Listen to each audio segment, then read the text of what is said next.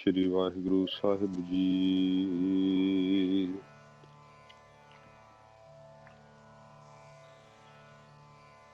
फरीदा जो बन जांदे ना डरां, जे सह प्रीत न जाए। फरीदा किती जो बन प्रीत बिन, सुक गए कुमलाए। फरीदा किती जो बन प्रीत बिन, सुक गए कुमलाए। जे जाना लड़ छिजना, पीडी पाई गंड। तैजे वड मैं नाहे को, सब जग डिठा हंड। तैजे वड मैं नाहे को, सब जग डिठा हंड।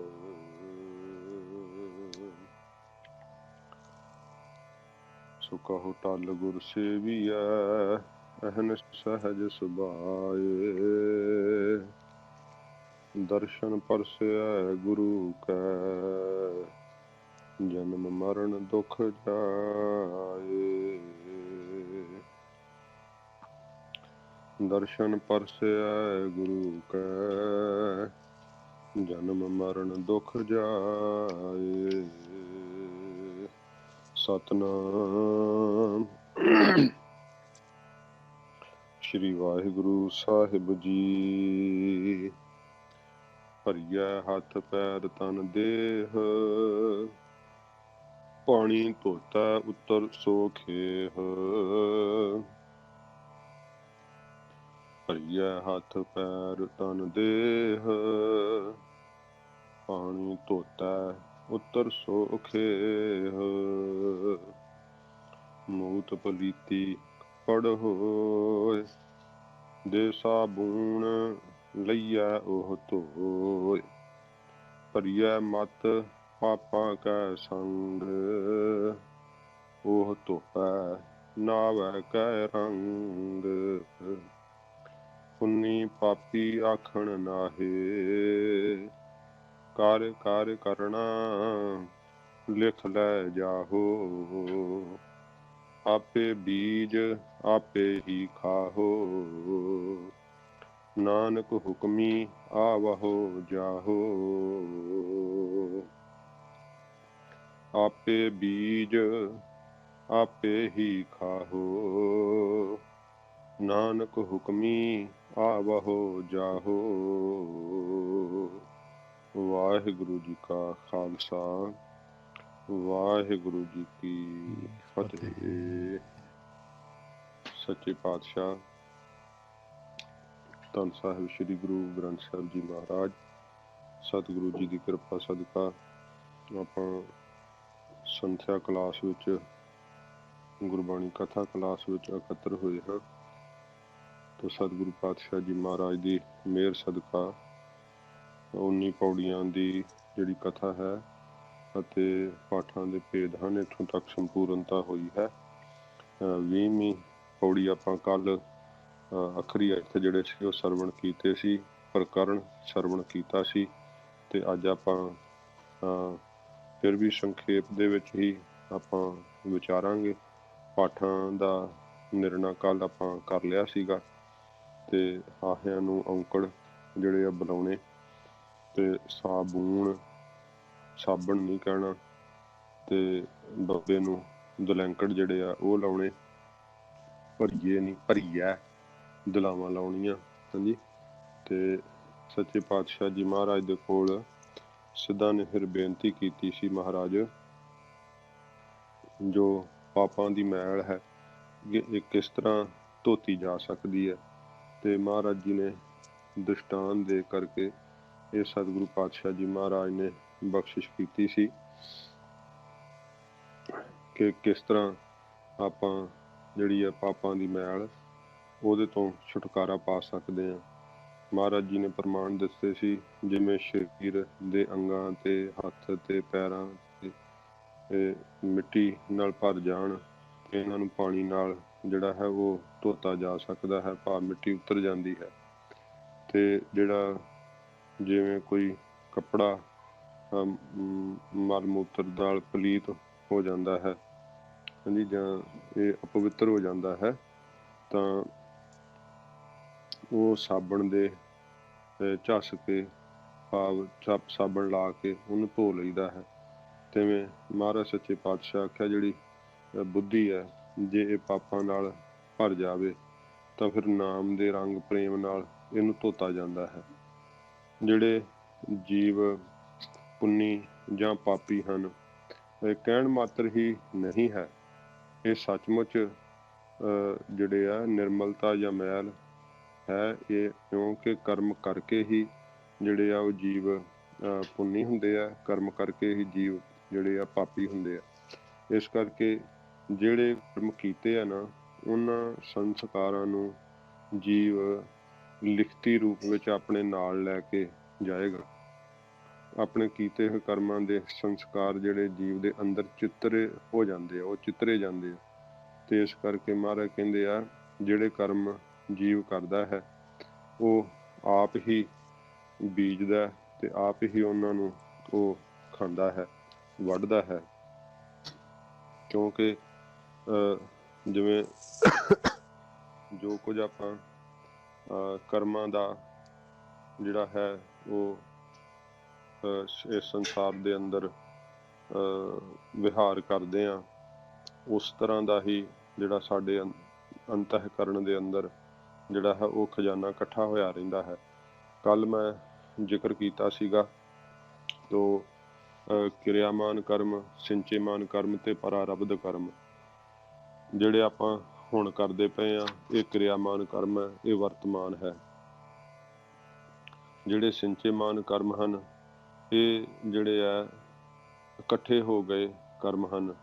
ਜਿਵੇਂ ਆਪਾਂ ਜੋ ਕੁਝ ਕਰ ਚੁੱਕੇ ਹਾਂ, ਬੀਤ ਚੁੱਕਾ ਸਮਾਂ ਜਿਹੜਾ ਹੈ ਉਹ ਫਿਰ ਭੂਤਕਾਲ ਬਣ ਜਾਂਦਾ ਹੈ। ਤੇ ਜਿਹੜੇ ਪਰਾਰਬਧ ਕਰਮ ਹੈ, ਇਹ ਜਿਹੜੇ ਆ ਇਹ ਭਵਿੱਖਤ, ਜਿਵੇਂ ਸਾਡਾ ਆਉਣ ਵਾਲਾ ਜਨਮ ਜਿਹੜਾ ਉਹ ਘੜਦੇ ਆ।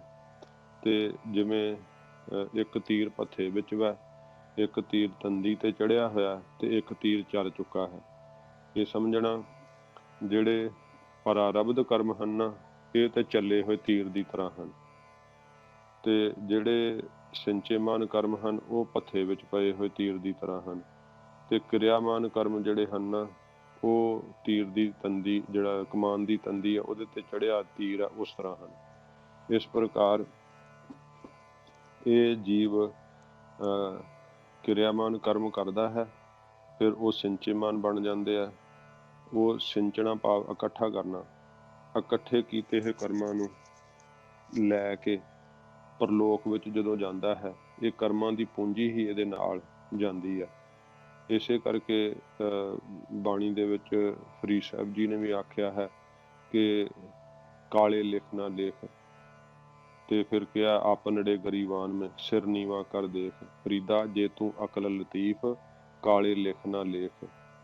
ਜੇ ਤੂੰ ਅਕਲ ਦਾ ਲਤੀਫ ਸਿਆਣਾ ਹੈ, ਬੜਾ ਸੋਝੀਵਾਨ ਹੈ, ਤੇ ਫਿਰ ਪਾਪਾਂ ਵਾਲੇ ਲੇਖ ਆਪਣੇ ਅੰਤःਕਰਨ ਦੇ ਉੱਤੇ ਨਾ ਲਿਖ। ਪਾਪ ਕਰਮ ਨਾ ਕਰ, ਕਿਉਂਕਿ ਕਰ ਕਰ ਕਰਨਾ ਲਿਖ ਲੈ ਜਾਹੋ। ਜੋ ਜੋ ਜੀਵਾਂ ਨੇ ਕਰਮ ਕੀਤੇ ਆ, ਉਹ ਲਿਖ ਕੇ ਇਸ ਸੰਸਾਰ ਤੋਂ ਉਹਨਾਂ ਨੇ ਲੈ ਕੇ ਜਾਣਾ ਹੈ। ਜਦੋਂ ਫਿਰ ਜੀਵ ਇਹ ਕਰਮਾਂ ਦੀ ਪੂੰਜੀ ਲੈ ਕਰਕੇ ਪਰਲੋਕ ਵਿੱਚ ਜਾਂਦੇ ਆ, ਤੇ ਉਹਦੇ ਇਹ ਸਾਰੇ ਇਕੱਠੇ ਕੀਤੇ ਹੋਏ ਕਰਮਾਂ ਨੂੰ ਫਿਰ ਵਾਚਿਆ ਜਾਂਦਾ ਹੈ। ਮਹਾਰਾਜ ਜੀ ਨੇ ਜਿੱਦਾਂ ਕਈ ਇੰਨਾ ਭੁਲੇਖਾ ਖਾ ਜਾਂਦੇ ਆ ਸੰਗਤ ਨਾ ਕਰਦੇ ਕਰਕੇ, ਜਿਹੜਾ ਕੋਈ ਕਹਿ ਦਿੰਦਾ ਵੀ ਧਰਮ ਰਾਜਾ ਜੀ ਨਹੀਂ ਹੈਗਾ, ਨਹੀਂ ਐਵੇਂ ਇਹ ਬਣਾਇਆ ਹੀ ਆ, ਡਰਾਉਣ ਵਾਸਤੇ ਬਣਾਇਆ ਵਾ, ਇਹ ਅਣਹੋਈਆਂ ਗੱਲਾਂ। ਜਿਵੇਂ ਜਿਹਨੇ ਸੰਗਤ ਨਹੀਂ ਕੀਤੀ, ਉਹ ਇਸ ਤਰ੍ਹਾਂ ਦੀ ਵਿਚਾਰ ਰੱਖਦੇ ਆ ਕਿ ਕੋਈ ਧਰਮ ਰਾਜਾ ਨਹੀਂ ਹੈਗਾ, ਕੋਈ ਸਵਰਗ ਨਰਕ ਨਹੀਂ ਹੈਗੇ, ਤੇ ਇਸ ਤਰ੍ਹਾਂ ਦੀਆਂ ਵਿਚਾਰਾਂ ਉਹ ਦਿੰਦੇ ਆ। ਤੇ ਜੇ ਆਪਾਂ ਮੁੱਢਲੀ ਹੀ ਬਾਣੀ ਵੇਖੋ, ਜਪਜੀ ਸਾਹਿਬ ਪੜ੍ਹਦੇ ਹਾਂ, ਤਾਂ ਮਹਾਰਾਜ ਜੀ ਨੇ ਆਖਿਆ ਨਾ, ਚੰਗੇ ਆਈਆ ਬੁਰੇ ਆਈਆ, ਵਾਚਾ ਧਰਮ ਹਦੂਰ। ਆਪਾਂ ਜਦੋਂ ਸ਼ਲੋਕ ਪੜ੍ਹਦੇ ਹਾਂ ਇਸੇ ਬਾਣੀ ਦਾ, ਤੇ ਸਮਾਪਤੀ ਤੇ ਭੋਗ ਦੇ ਵਿੱਚ ਸ਼ਲੋਕ 'ਚ ਮਹਾਰਾਜ ਨੇ ਆਖਿਆ ਨਾ, ਫਿਰ ਮਹਾਰਾਜ ਸਾਹਿਬ ਜੀ ਨੇ ਸ੍ਰੀ ਗੁਰੂ ਗ੍ਰੰਥ ਸਾਹਿਬ ਜੀ ਦੀ ਬਾਣੀ ਵਿੱਚ ਕਿੰਨੀ ਵਾਰੀ ਜ਼ਿਕਰ ਕੀਤਾ ਹੈ। ਕਿਹਾ ਕਬੀਰ ਸਾਹਿਬ ਕਹਿੰਦੇ, ਕਬੀਰ ਜੇਤੇ ਪਾਪ ਕੀਏ ਰਾਖੈ ਤਲੈ ਦੁਰਾਏ, ਪ੍ਰਗਟ ਭਏ ਨਿਦਾਨ ਸਭ ਜਬ ਪੁੱਛੈ ਧਰਮ ਰਾਏ। ਧਰਮ ਰਾਏ ਜਬ ਲੇਖਾ ਮੰਗੈ, ਕਿਆ ਮੁਖ ਲੈ ਕੇ ਜਾਹੇਗਾ, ਉਦੋਂ ਕੀ ਮੂੰਹ ਲੈ ਕੇ ਜਾਏਗਾ ਧਰਮ ਰਾਜੇ ਦੇ ਦਰਬਾਰ ਦੇ ਅੰਦਰ। ਤੋ ਇਹ ਅਗਿਆਨਤਾ ਹੈ ਜਿਹੜਾ ਇਸ ਗੱਲ ਨੂੰ ਨਹੀਂ ਮੰਨਣਾ, ਤੇ ਉਹ ਜੀਵ ਦੀ ਆਪਣੀ ਇੱਕ ਭੁੱਲ ਵਾ, ਫਿਰ ਉਹਦਾ ਆਪਣਾ ਖਿਆਲ ਹੈ।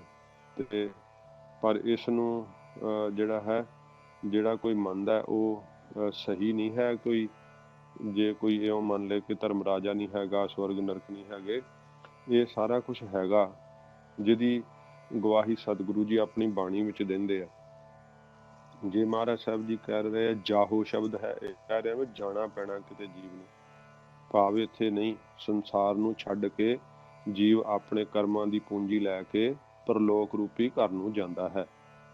ਉੱਥੇ ਫਿਰ ਉਹਦਾ ਉਹ ਜਿਹੜਾ ਨਾ ਉਹ ਸਾਰਾ ਵਾਚਿਆ ਜਾਂਦਾ ਹੈ। ਤੇ ਸੱਚੇ ਪਾਤਸ਼ਾਹ ਜੀ ਮਹਾਰਾਜ ਨੇ ਕਿਹਾ ਕਿ ਜਿਹੋ ਜਿਹੇ ਜੀਵ ਨੇ ਕਰਮ ਕੀਤੇ ਆ ਉਹੋ ਜਿਹਾ ਉਹਨੂੰ ਫਲ ਜਿਹੜਾ ਹੈ ਉਹ ਭੋਗਣਾ ਪੈਂਦਾ ਹੈ। ਫਰੀਦ ਜੀ ਨੇ ਉਹ ਪ੍ਰਮਾਣ ਆਉਂਦਾ ਨਾ ਇੱਕ, ਕਿ ਕੋਈ ਜਿਹੜਾ ਕਿਸਾਨ ਸੀ ਨਾ ਉਹ ਕਿੱਕਰਾਂ ਦੇ ਬੀਜ ਰਿਹਾ ਸੀ, ਤੇ ਫਰੀਦ ਜੀ ਲਾਗੋਂ ਦੀ ਲੰਘ ਰਹੇ ਸੀ ਤੇ ਉਹਨੂੰ ਕਹਿੰਦੇ, ਭਾਈ ਤੂੰ ਕੀ ਬੀਜਦਾ? ਕਹਿੰਦਾ ਜੀ ਮੈਂ ਕਿੱਕਰਾਂ ਦੇ ਬੀਜ ਰਿਹਾ। ਤੇ ਕਹਿੰਦੇ ਕਿਉਂ ਬੀਜ ਰਿਹਾ? ਕਹਿੰਦਾ ਬਜੌਰ ਦੇਸ਼ ਦੀਆਂ ਦਾਖਾਂ ਲੱਗਣਗੀਆਂ ਇਹਨਾਂ ਨੂੰ। ਫਰੀਦ ਜੀ ਹੱਸ ਕੇ ਕਹਿੰਦੇ ਵੀ ਲੋੜ ਹੈ ਦਾਖ ਬਜੌਰੀਆਂ।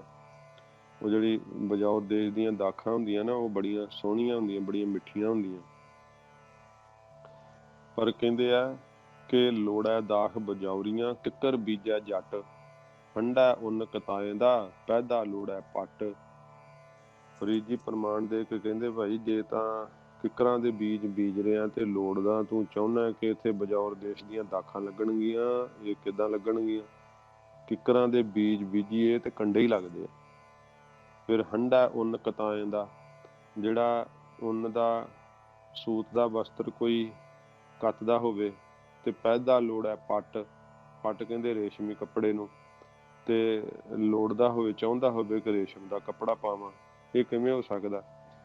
ਫਿਰ ਉਹ ਸੂਤੀ ਕੱਪੜਾ ਹੀ ਪਹਿਨ ਸਕਦਾ ਨਾ। ਇਸ ਤਰ੍ਹਾਂ ਦਾ ਦ੍ਰਿਸ਼ਟਾਂਤ ਸਮਝਣਾ। ਜੀਵ ਪਾਪਾਂ ਰੂਪੀ ਕਿੱਕਰਾਂ ਦੇ ਬੀਜ ਬੀਜਦਾ ਆਪਣੇ ਹਿਰਦੇ ਰੂਪੀ ਧਰਤੀ ਦੇ ਉੱਤੇ, ਸਰੀਰ ਰੂਪੀ ਧਰਤੀ ਦੇ ਉੱਪਰ, ਤੇ ਲੋੜਦਾ ਹੈ ਕਿ ਇਹਨੂੰ ਬਜੌਰ ਦੇਸ਼ ਦੀਆਂ ਦਾਖਾਂ, ਕੀ ਭਾਵ ਮੁਕਤੀਆਂ ਰੂਪੀ ਦਾਖਾਂ ਲੱਗਣਗੀਆਂ, ਵੀ ਮੈਂ ਅੰਤ ਦੇ ਸਮੇਂ ਸੁਖੀ ਹੋ ਜਾਊਂਗਾ, ਪਰਲੋਕ 'ਚ ਸੁਖੀ ਹੋ ਜਾਊਂਗਾ, ਜਾਂ ਮੈਨੂੰ ਇੱਥੇ ਸੁੱਖ ਮਿਲਣਗੇ। ਪਾਪੀ ਜੀਵ ਤਾਂ ਪਰਲੋਕ ਨੂੰ ਮੰਨਦੇ ਨਹੀਂ ਨਾ, ਤੇ ਸੋਚਦੇ ਵੀ ਇੱਥੇ ਹੀ ਸੁਖੀ ਹੋ ਜਾਵਾਂਗੇ। ਕੀ ਪਾਪਾਂ ਕਰਕੇ ਇਕੱਠੀ ਮਾਇਆ ਨਾਲ ਜਿੰਨੇ ਵੀ ਸੰਸਾਰ ਦੇ ਅੰਦਰ ਸਾਨੂੰ ਦਿਸਦੇ ਆ ਉਹ ਸੁਖੀ ਹੈ? ਮਨ ਕਰਕੇ ਕੋਈ ਸੁਖੀ ਨਹੀਂ ਹੈਗੇ, ਅਤ ਦੁਖੀ ਹੈ, ਬਹੁਤ ਪਰੇਸ਼ਾਨ ਨੇ। ਤੇ ਫਿਰ ਮਰਨ ਤੋਂ ਬਾਅਦ ਵੀ ਇਹ ਪਾਪ ਜਿਹੜੇ ਆ ਉਹ ਕਸ਼ਟ ਦਿੰਦੇ ਆ, ਦੁੱਖਾਂ ਰੂਪੀ ਕੰਡੇ ਹੀ ਲੱਗਦੇ ਆ। ਜੇ ਪਾਪਾਂ ਰੂਪੀ ਕਿੱਕਰਾਂ ਦੇ ਬੀਜ ਬੀਜੀਏ, ਉਹਨਾਂ ਨੂੰ ਬਜੌਰ ਦੇਸ਼ ਦੀਆਂ ਦਾਖਾਂ ਕੀ ਬੈਕੁੰਠ ਦੀਆਂ ਮੁਕਤੀਆਂ ਨਹੀਂ ਲੱਗਦੀਆਂ, ਭਾਵ ਉਹ ਨਹੀਂ, ਮੁਕਤੀਆਂ ਨਹੀਂ ਪ੍ਰਾਪਤ ਹੁੰਦੀਆਂ, ਸੁੱਖ ਨਹੀਂ ਪ੍ਰਾਪਤ ਹੁੰਦਾ। ਤੇ ਸੂਤੀ ਕੱਪੜੇ ਦੇ ਬੁਣਨ ਦੀ ਨਿਆਈ ਕੀ, ਇੱਛਾ ਸਹਿਤ ਕਰਮ ਕਰਦੇ ਕਿ ਮੈਨੂੰ ਫਲ ਕੀ ਮਿਲੂਗਾ, ਮੈਨੂੰ ਕੀ ਲਾਭ ਹੋਊਗਾ, ਤੇ ਲੋੜਦੇ ਆ ਕਿ ਪਰਮੇਸ਼ਰ ਦੇ ਸਰੂਪ ਦਾ ਆਨੰਦ, ਅਭੇਦਤਾ ਦਾ ਆਨੰਦ, ਆਤਮਿਕ ਆਨੰਦ ਰੂਪੀ ਰੇਸ਼ਮ ਦਾ ਕੱਪੜਾ ਪਹਿਨਣ ਨੂੰ ਮਿਲੇਗਾ। ਆਤਮਿਕ ਆਨੰਦ ਉਹਨੂੰ ਕਿਵੇਂ ਆ ਜਾਏਗਾ ਜਿਹੜਾ ਸਵਾਰਥ ਵਿੱਚ ਕਰਮ ਕਰਦਾ, ਸਾਰੇ ਪਿੱਛੇ ਪ੍ਰਯੋਜਨ ਮਾਇਆ ਦਾ ਰੱਖ ਕੇ ਕਰਮ ਕਰਦਾ, ਮੈਨੂੰ ਲਾਭ ਕੀ ਮਿਲੂਗਾ? ਜਿਵੇਂ ਮਹਾਰਾਜ ਨੇ ਕਿਹਾ ਮਿੱਥਿਆ ਤਨ ਨਹੀਂ ਪਰਉਪਕਾਰਾ, ਉਹਦੇ ਤਨ ਵਿੱਚ ਪਰਉਪਕਾਰ ਹੀ ਨਹੀਂ, ਜਿਹਦੇ ਸਰੀਰ ਨਾਲ ਕਦੇ ਭਲਾ ਨਹੀਂ ਕਿਸੇ ਦਾ ਕੀਤਾ, ਉਹਨੂੰ ਆਤਮਿਕ ਆਨੰਦ ਕਿਵੇਂ ਪ੍ਰਾਪਤ ਹੋ ਸਕਦਾ? ਨਹੀਂ ਪ੍ਰਾਪਤ ਹੋ ਸਕਦਾ। ਇਸ ਕਰਕੇ ਜੀਵ ਜਿਹੋ ਜਿਹੇ ਕਰਮ ਕਰਦਾ ਹੈ, ਉਹ ਕੀਤੇ ਹੋਏ ਕਰਮਾਂ ਦੇ ਮੁਤਾਬਕ ਹੀ ਫਿਰ ਉਸ ਨੂੰ ਫਲ ਜਿਹੜਾ ਹੈ ਉਹ ਪ੍ਰਾਪਤ ਹੁੰਦਾ ਹੈ। ਜਦੋਂ ਉਹ ਸੰਸਾਰ ਵਿੱਚ ਫਿਰ ਆਉਂਦਾ ਹੈ। ਕਰਮਾਂ ਦੇ ਮੁਤਾਬਕ ਹੀ ਉਹਨੂੰ ਸਾਰਾ ਕੁਝ, ਜੂਨੀਆਂ, ਸੁੱਖ ਦੁੱਖ ਸਭ ਕੁਝ ਇਹ ਕਰਮਾਂ ਮੁਤਾਬਕ ਪ੍ਰਾਪਤ ਹੁੰਦਾ ਹੈ। ਤੋ ਸਤਿਗੁਰੂ ਪਾਤਸ਼ਾਹ ਜੀ ਮਹਾਰਾਜ ਕਹਿੰਦੇ ਆ, ਮਨ ਦੀ ਜਿਹੜੀ ਮੈਲ ਹੈ ਇਹ ਬੁਰੇ ਕਰਮਾਂ ਕਰਕੇ ਬਹੁਤ ਜ਼ਿਆਦੀ ਮਨ ਨੂੰ ਮੈਲ ਲੱਗ ਜਾਂਦੀ ਹੈ। ਬਹੁਤ ਮੈਲਾ ਹੋਣ ਕਰਕੇ ਮਨ ਦੇ ਅੰਦਰ ਚੰਗਾ ਭਾਵ ਨਹੀਂ ਫੁਰਦਾ, ਚੰਗਾ ਖਿਆਲ ਨਹੀਂ ਆਉਂਦਾ, ਫੁਰਨੇ ਨਹੀਂ ਚੰਗੇ ਬਣਦੇ। ਤੇ ਉਸ ਦੇ ਮਨ ਦੇ ਬੁਰੇ ਭਾਵਾਂ ਨੂੰ ਦੂਰ ਕਰਨ ਲਈ, ਮਨ ਦੀ ਮੈਲ ਨੂੰ ਜਿਹੜੀ ਵਿਸ਼ਿਆਂ ਵਿਕਾਰਾਂ ਦੀ ਲੱਗੀ ਹੈ ਉਹਨੂੰ ਲਾਉਣ ਵਾਸਤੇ ਸਾਨੂੰ ਕੀ ਕਰਨਾ ਚਾਹੀਦਾ, ਇਹ ਸੱਚੇ ਪਾਤਸ਼ਾਹ ਜੀ ਮਹਾਰਾਜ ਨੇ ਜਿਹੜਾ ਹੈ ਉਹ ਬਖਸ਼ਿਸ਼ ਕਰਕੇ ਦੱਸਿਆ। ਜਿਵੇਂ ਕੋਈ ਸੋਨਾ ਹੋਵੇ ਤੇ ਸੋਨੇ ਦੇ ਉੱਤੇ ਜੇ ਜਿਹੜਾ ਹੈ ਉਹ ਮੈਲ ਜੰਮ ਜਾਵੇ ਤੇ ਫਿਰ ਉਹਦੀ ਚਮਕ ਜਿਹੜੀ ਆ ਉਹ ਨਹੀਂ ਰਹਿੰਦੀ ਤੇ ਉਹ ਬੜਾ ਹੀ ਹੋਰ ਤਰ੍ਹਾਂ ਦਾ ਜਿਹੜਾ ਹੈ ਉਹ ਭੱਦਾ ਜਿਹਾ ਪ੍ਰਤੀਤ ਹੁੰਦਾ ਹੈ। ਪਰ ਜਦੋਂ ਉਹਨੂੰ ਜਿਹੜੇ ਆ ਉਹ ਸੁਨਿਆਰੇ ਉਹਦੀ ਮੈਲ ਕੱਢ ਦਿੰਦੇ ਆ ਤੇ ਫਿਰ ਉਹਦੀ ਚਮਕ ਫਿਰ ਉੱਠ ਪੈਂਦੀ ਆ, ਬੜਾ ਜ਼ਿਆਦਾ ਚਮਕਦਾ ਹੈ। ਇਸ ਤਰ੍ਹਾਂ ਸੁਨਿਆਰੇ ਦੀ ਨਿਆਈ ਹੈ ਗੁਰੂ ਸਾਹਿਬ ਜੀ। ਤੇ ਗੁਰੂ ਸਾਹਿਬ ਦੇ ਕੋਲ ਜਦੋਂ ਆਪਾਂ ਸ਼ਰਧਾ ਭਾਵਨਾ ਧਾਰ ਕੇ ਜਾਈਏ ਤੇ ਫਿਰ ਉਹ ਜਿਹੜੀ ਮੈਲ ਉੱਤੇ ਲੱਗੀ ਆ ਨਾ, ਮਨ ਦੇ ਉੱਤੇ ਵਿਕਾਰਾਂ ਦੀ, ਪਾਪਾਂ ਦੀ, ਔਗਣਾਂ ਦੀ, ਪਿਛਲਿਆਂ ਕਰਮਾਂ ਦੀ, ਉਹ ਸੱਚੇ ਪਾਤਸ਼ਾਹ ਮਹਾਰਾਜ ਕਿਰਪਾ ਕਰਕੇ ਗਵਾ ਦਿੰਦੇ ਆ। ਤੇ ਜਦੋਂ ਸੁੱਧ ਕਰਦੇ ਆ ਭਗਤੀ ਰੂਪੀ ਕੁਠਾਲੀ ਚ ਪਾ ਕਰਕੇ ਮਹਾਰਾਜ ਸੱਚੇ ਪਾਤਸ਼ਾਹ, ਤੇ ਫਿਰ 12 ਮੰਨੀ ਦਾ ਸੋਨਾ ਜਿਵੇਂ ਚਮਕ ਪੈਂਦਾ ਨਾ, ਇਵੇਂ ਮਨ ਸੁੱਧ ਸਰੂਪ ਨੂੰ ਪਹਿਚਾਣ ਕੇ ਤੇ ਉਹਦੇ ਵਿੱਚ ਜਿਹੜੀ ਹੈ ਸੁੱਖ ਰੂਪੀ ਚਮਕ ਆ ਜਾਂਦੀ ਹੈ। ਫਿਰ ਆਨੰਦ ਦੇ ਸਹਿਤ ਉਹ ਖਿੜ ਜਾਂਦਾ ਹੈ। ਤੋ ਸੱਚੇ ਪਾਤਸ਼ਾਹ ਜੀ ਮਹਾਰਾਜ ਇੱਥੇ ਦ੍ਰਿਸ਼ਟਾਂਤ ਧਰ ਕੇ ਸਤਿਗੁਰੂ ਜੀ ਦੱਸਦੇ ਆ, ਭਰੀਐ ਹੱਥ ਪੈਰ ਤਨ ਦੇਹ। ਜੇ ਹੱਥ ਪੈਰ ਤੇ ਤਨ, ਇਹ ਸੱਚੇ ਪਾਤਸ਼ਾਹ ਜੀ ਮਹਾਰਾਜ ਕਹਿੰਦੇ ਦੇਹ ਦੇ ਅੰਗ ਜਿਹੜੇ ਇਸ ਪ੍ਰਕਾਰ ਅੰਗ ਪ੍ਰਤੰਗ ਹਨ। ਤਨ ਤੋਂ ਵੀ ਸਰੀਰ ਹੈ, ਦੇਹ ਤੋਂ ਵੀ ਸਰੀਰ ਹੈ, ਤੇ ਸੂਖਸ਼ਮ ਸਰੀਰ ਵੀ ਤੇ ਸਾਡਾ ਸਥੂਲ ਸਰੀਰ ਵੀ ਦਾ ਬਾਹਰੋਂ ਪ੍ਰਮਾਣ ਮਹਾਰਾਜ ਜੀ ਦੇ ਰਹੇ ਆ। ਇਸ ਕਰਕੇ ਅੰਗ ਪ੍ਰਤੰਗ ਤੇ ਸਾਡਾ ਸਾਰਾ ਸਰੀਰ ਜੇ ਇਹ ਭਰ ਜਾਣ ਮਿੱਟੀ ਨਾਲ, ਖੇ ਨਾਲ, ਤੇ ਪਾਣੀ ਧੋਤਾ, ਪਾਣੀ ਨਾਲ ਧੋ ਕਰਕੇ ਉੱਤਰ ਸੋ ਖੇਹ, ਉਹ ਜਿਹੜੀ ਲੱਗੀ ਹੋਈ ਖੇ ਹੈ, ਮਿੱਟੀ ਹੈ, ਧੂੜ ਹੈ, ਉਹ ਉਤਰ ਜਾਂਦੀ ਹੈ, ਉਹ ਲੱਥ ਜਾਂਦੀ ਹੈ। ਮੂਤ ਪਲੀਤੀ ਕੱਪੜ ਹੋਏ, ਇਸ ਪ੍ਰਕਾਰ ਜਿਹੜੇ ਪਲੀਤ ਹੋ ਜਾਣ, ਅਪਵਿੱਤਰ ਹੋ ਜਾਣ ਕੱਪੜੇ ਆਦਿਕ ਜਿਹੜਾ ਹੈ ਮਲ ਮੂਤਰ ਦੇ ਨਾਲ, ਤੇ ਫਿਰ ਦੇ ਸਾਬੂਨ ਲਈਆ ਉਹ ਧੋਏ। ਸਾਬਣ ਲੈ ਕਰਕੇ ਤੇ ਉਹਨਾਂ ਨੂੰ ਮਹਾਰਾਜ ਸੱਚੇ ਪਾਤਸ਼ਾਹ ਜੀ ਕਹਿੰਦੇ ਫਿਰ ਧੋ ਲਈਦਾ ਹੈ। ਜਿਹੜਾ ਹੈ ਉਹ ਸਵੱਛ ਹੋ ਜਾਂਦੇ ਆ, ਉਹ ਪਵਿੱਤਰ ਹੋ ਜਾਂਦੇ ਵਸਤਰ। ਫਿਰ ਜਿਹੜਾ ਇਹ ਇੱਥੇ ਕਈ ਵਾਰੀ ਕਈ ਪ੍ਰਮਾਣ ਨਾ ਆਪਣੇ ਜਿਸ ਤਰ੍ਹਾਂ ਮੇਰੇ ਖਿਆਲ 'ਚ ਆਇਆ, ਮੈਂ ਉਸ ਤਰ੍ਹਾਂ ਬੇਨਤੀ ਕਰਨ ਲੱਗਾ। ਜਿਵੇਂ ਗੁਰੂ ਸਾਹਿਬ ਦੇ ਰੁਮਾਲੇ ਸਾਹਿਬਾਂ ਨੂੰ ਜੇ ਸਾਡਾ ਪੈਰ ਲੱਗ ਜਾਵੇ ਤੇ ਉਹ ਗੁਰੂ ਸਾਹਿਬ ਜੀ ਦੇ ਫਿਰ ਚੜਾਉਣ ਦੇ ਯੋਗ ਨਹੀਂ ਰਹਿੰਦਾ। ਤੇ ਜਦੋਂ ਆਪਾਂ ਘਰ ਵਿੱਚ ਕਿਸੇ ਦੇ ਸਮਾਗਮ ਤੇ ਜਾਂ ਕਿਤੇ ਵੀ ਸੇਵਾ ਕਰਦੇ ਆ ਤੇ ਫਿਰ ਉੱਥੇ ਤੁਸੀਂ ਇਹ ਪ੍ਰਮਾਣ ਲਾਓ ਕਿ ਮਹਾਰਾਜ ਨੇ ਕਿਹਾ ਵੀ ਜੇ ਮੈਲਾ ਹੋ ਜੇ ਕੱਪੜਾ ਤੇ ਵੇਖੋ ਧੋ ਕੇ, ਠੀਕ ਆ, ਧੋ ਕੇ ਸਾਫ਼ ਤੇ ਹੋ ਜਾਊਗਾ, ਪਰ ਉਹਦੇ ਵਿੱਚ ਸਤਿਕਾਰ ਵਾਲੀ ਅੰਸ਼ ਨਹੀਂ ਰਹਿੰਦੀ ਫਿਰ। ਕਿਉਂਕਿ ਗੁਰੂ ਸਾਹਿਬ ਜੀ ਦੇ ਸਤਿਕਾਰ ਨੂੰ ਮੁੱਖ ਰੱਖਦੇ ਆ। ਜਿਹੜੀ ਕੋਈ ਚੀਜ਼ ਇੰਨੀ ਜਿਹੜੀ ਆ ਅਪਵਿੱਤਰ ਹੋ ਜਾਵੇ ਜਾਂ ਕਿੱਦਾਂ, ਉਹਨੂੰ ਫਿਰ ਗੁਰੂ ਸਾਹਿਬ ਜੀ ਦੇ ਅੰਗਾਂ ਨੂੰ ਨਹੀਂ ਛਾਉਣਾ ਚਾਹੀਦਾ। ਆਮ ਵਰਤਣ ਵਾਸਤੇ ਤਾਂ ਆਪਾਂ ਉਹਨੂੰ ਸੁੱਚਾ ਮੰਨ ਲੈਂਦੇ ਆ, ਪਰ ਕਿ ਪੈਰਾਂ ਵਾਲੇ ਕੱਪੜੇ ਨੂੰ, ਗੰਦੇ ਕੱਪੜੇ ਨੂੰ ਤੁਸੀਂ ਧੋ ਕੇ ਕਹੋ ਕਿ ਹੁਣ ਕੜਾਹ ਪ੍ਰਸ਼ਾਦ ਦੀ ਦੇਗ ਤੇ ਢੱਕ ਦਿਓ ਜਿੱਥੇ ਮਹਾਰਾਜ ਨੂੰ ਭੋਗ ਲੱਗਣਾ ਵਾ, ਤੇ ਜਾਂ ਉਹਦੇ ਨਾਲ ਜਿਹੜੀ ਆ ਚਾਸ ਉਹ ਪੁਣ ਲਓ, ਏਦਾਂ ਦੇ ਪ੍ਰਮਾਣ ਉੱਧਰ ਨਹੀਂ ਟਿਕਾਉਣ ਲੱਗ ਜਾਣੇ। ਕਿਉਂਕਿ ਉੱਥੇ ਸੁੱਚਾ ਵਸਤਰ, ਅਨਲੱਗ ਵਸਤਰ ਜਿਹੜਾ ਹੈ ਉਹੀ ਵਰਤਣਾ। ਤਾਂ ਇਹ ਜਿਹੜੇ ਕੋਈ ਸਾਡੇ ਵਰਤੋਂ ਵਿਹਾਰ ਵਾਲੇ ਵਸਤਰ ਹੁੰਦੇ ਆ, ਜਾਂ ਬੱਚੇ ਛੋਟੇ ਜਦੋਂ ਉਹਨਾਂ ਦੇ ਵਰਤੋਂ ਵਾਲੇ ਵਸਤਰ ਹਨ, ਤਾਂ ਉਹ ਆਪਾਂ ਕੁਝ ਨਵੇਂ ਨਹੀਂ ਨਾ ਲਾ ਸਕਦੇ। ਤੇ ਇਸ ਕਰਕੇ ਜਿਹੜੇ ਕੋਈ ਮਲ ਮੂਤਰ ਨਾਲ ਬੱਚਿਆਂ ਦੇ ਜਾਂ ਹੋਰ ਮਤਲਬ ਕਿ ਕੱਪੜੇ ਜਿਹੜੇ ਆ ਬਿਰਧ ਅਵਸਥਾ ਵਿੱਚ ਜਾਂ ਜਾ ਕੇ ਉਹਨਾਂ ਨੂੰ ਧੋ ਕੇ ਸੁੱਚੇ ਕਰ ਲਿਆ ਜਾਂਦਾ ਹੈ। ਇਹ ਮਹਾਰਾਜ ਸਾਹਿਬ ਜੀ ਕਹਿੰਦੇ ਆ ਪ੍ਰਮਾਣ ਦੇ ਰਹੇ ਆ। ਤੇ ਪ੍ਰਮਾਣ ਨੂੰ ਆਪਣੇ ਢੰਗ ਨਾਲ ਨਾ ਟਿਕਾ ਕੇ ਤੇ ਕਿਤੇ ਕਹੋ ਕਿ ਕਥਾ 'ਚ ਸੁਣਿਆ ਸੀਗਾ। ਤਾਂ ਇਹ ਪਵਿੱਤਰਤਾ ਜਿਹੜੀ ਆ ਨਾ ਉਹ ਮੁੱਖ ਰੱਖਣੀ। ਤਾਂ ਸਤਿਗੁਰੂ ਜੀ ਇੱਥੇ ਪ੍ਰਮਾਣ ਦੇ ਰਹੇ ਕਿ ਜੇ ਭਾਈ ਕੱਪੜਾ ਪਲੀਤ ਹੋ ਜੇ, ਗੰਦਾ ਹੋ ਜਾਵੇ, ਤੇ ਸਾਬਣ ਨਾਲ ਉਹਨੂੰ ਧੋ ਲਿਆ ਜਾਂਦਾ ਹੈ। ਤੇ ਇਹ ਪ੍ਰਮਾਣ ਦੇ ਕੇ ਸਤਿਗੁਰੂ ਜੀ ਕਹਿੰਦੇ ਨੇ ਭਰੀਐ ਮਤ ਪਾਪਾਂ ਕੈ ਸੰਗ। ਜੇ ਮਤ ਸਾਡੀ ਪਾਪਾਂ ਦੇ ਨਾਲ ਭਰ ਜਾਵੇ, ਜਦੋਂ ਕਿ ਚੰਗਾ ਖਿਆਲ ਕੋਈ ਨਾ ਫੁਰੇ, ਮਲੀਨ ਹੋ ਜਾਵੇ, ਤੇ ਫਿਰ ਸਤਿਗੁਰੂ ਜੀ ਨੇ ਕਿਹਾ ਉਹ ਧੁੱਪੈ ਨਾਵੈ ਕੈ ਰੰਗ।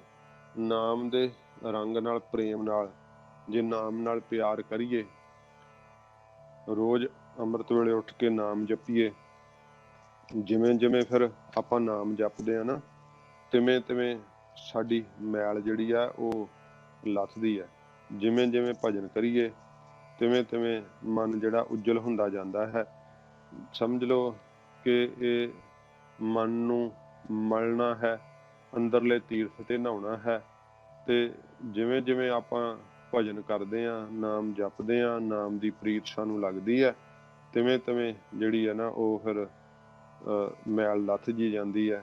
ਸਤਿਗੁਰੂ ਪਾਤਸ਼ਾਹ ਜੀ ਮਹਾਰਾਜ ਨੇ ਆਖਿਆ ਕਿ ਜਿਹੜਾ ਸਤਿਗੁਰੂ ਜੀ ਰੂਪ ਹਨ ਨਾ ਉਹ ਦਰਿਆ ਹਨ, ਤੇ ਸਤ ਸੰਗਤ ਰੂਪੀ ਘਾਟ ਹੈ। ਤੇ ਨਿਸ਼ਚੇ ਰੂਪੀ ਪਟੜੇ ਦੇ ਉੱਪਰ ਰੱਖ ਕੇ ਕੱਪੜੇ ਦੇ ਧੋਣ ਦਾ ਪ੍ਰਮਾਣ ਦਿੱਤਾ ਨਾ, ਤੇ ਇੱਥੇ ਮਹਾਰਾਜ ਸਾਹਿਬ ਜੀ ਕਿਵੇਂ ਮਨ ਰੂਪੀ ਕੱਪੜੇ ਨੂੰ ਧੋਣਾ ਹੈ ਉਹਦਾ ਦਾ ਦ੍ਰਿਸ਼ਟਾਂਤ ਪ੍ਰਮਾਣ ਸਮਝਣਾ।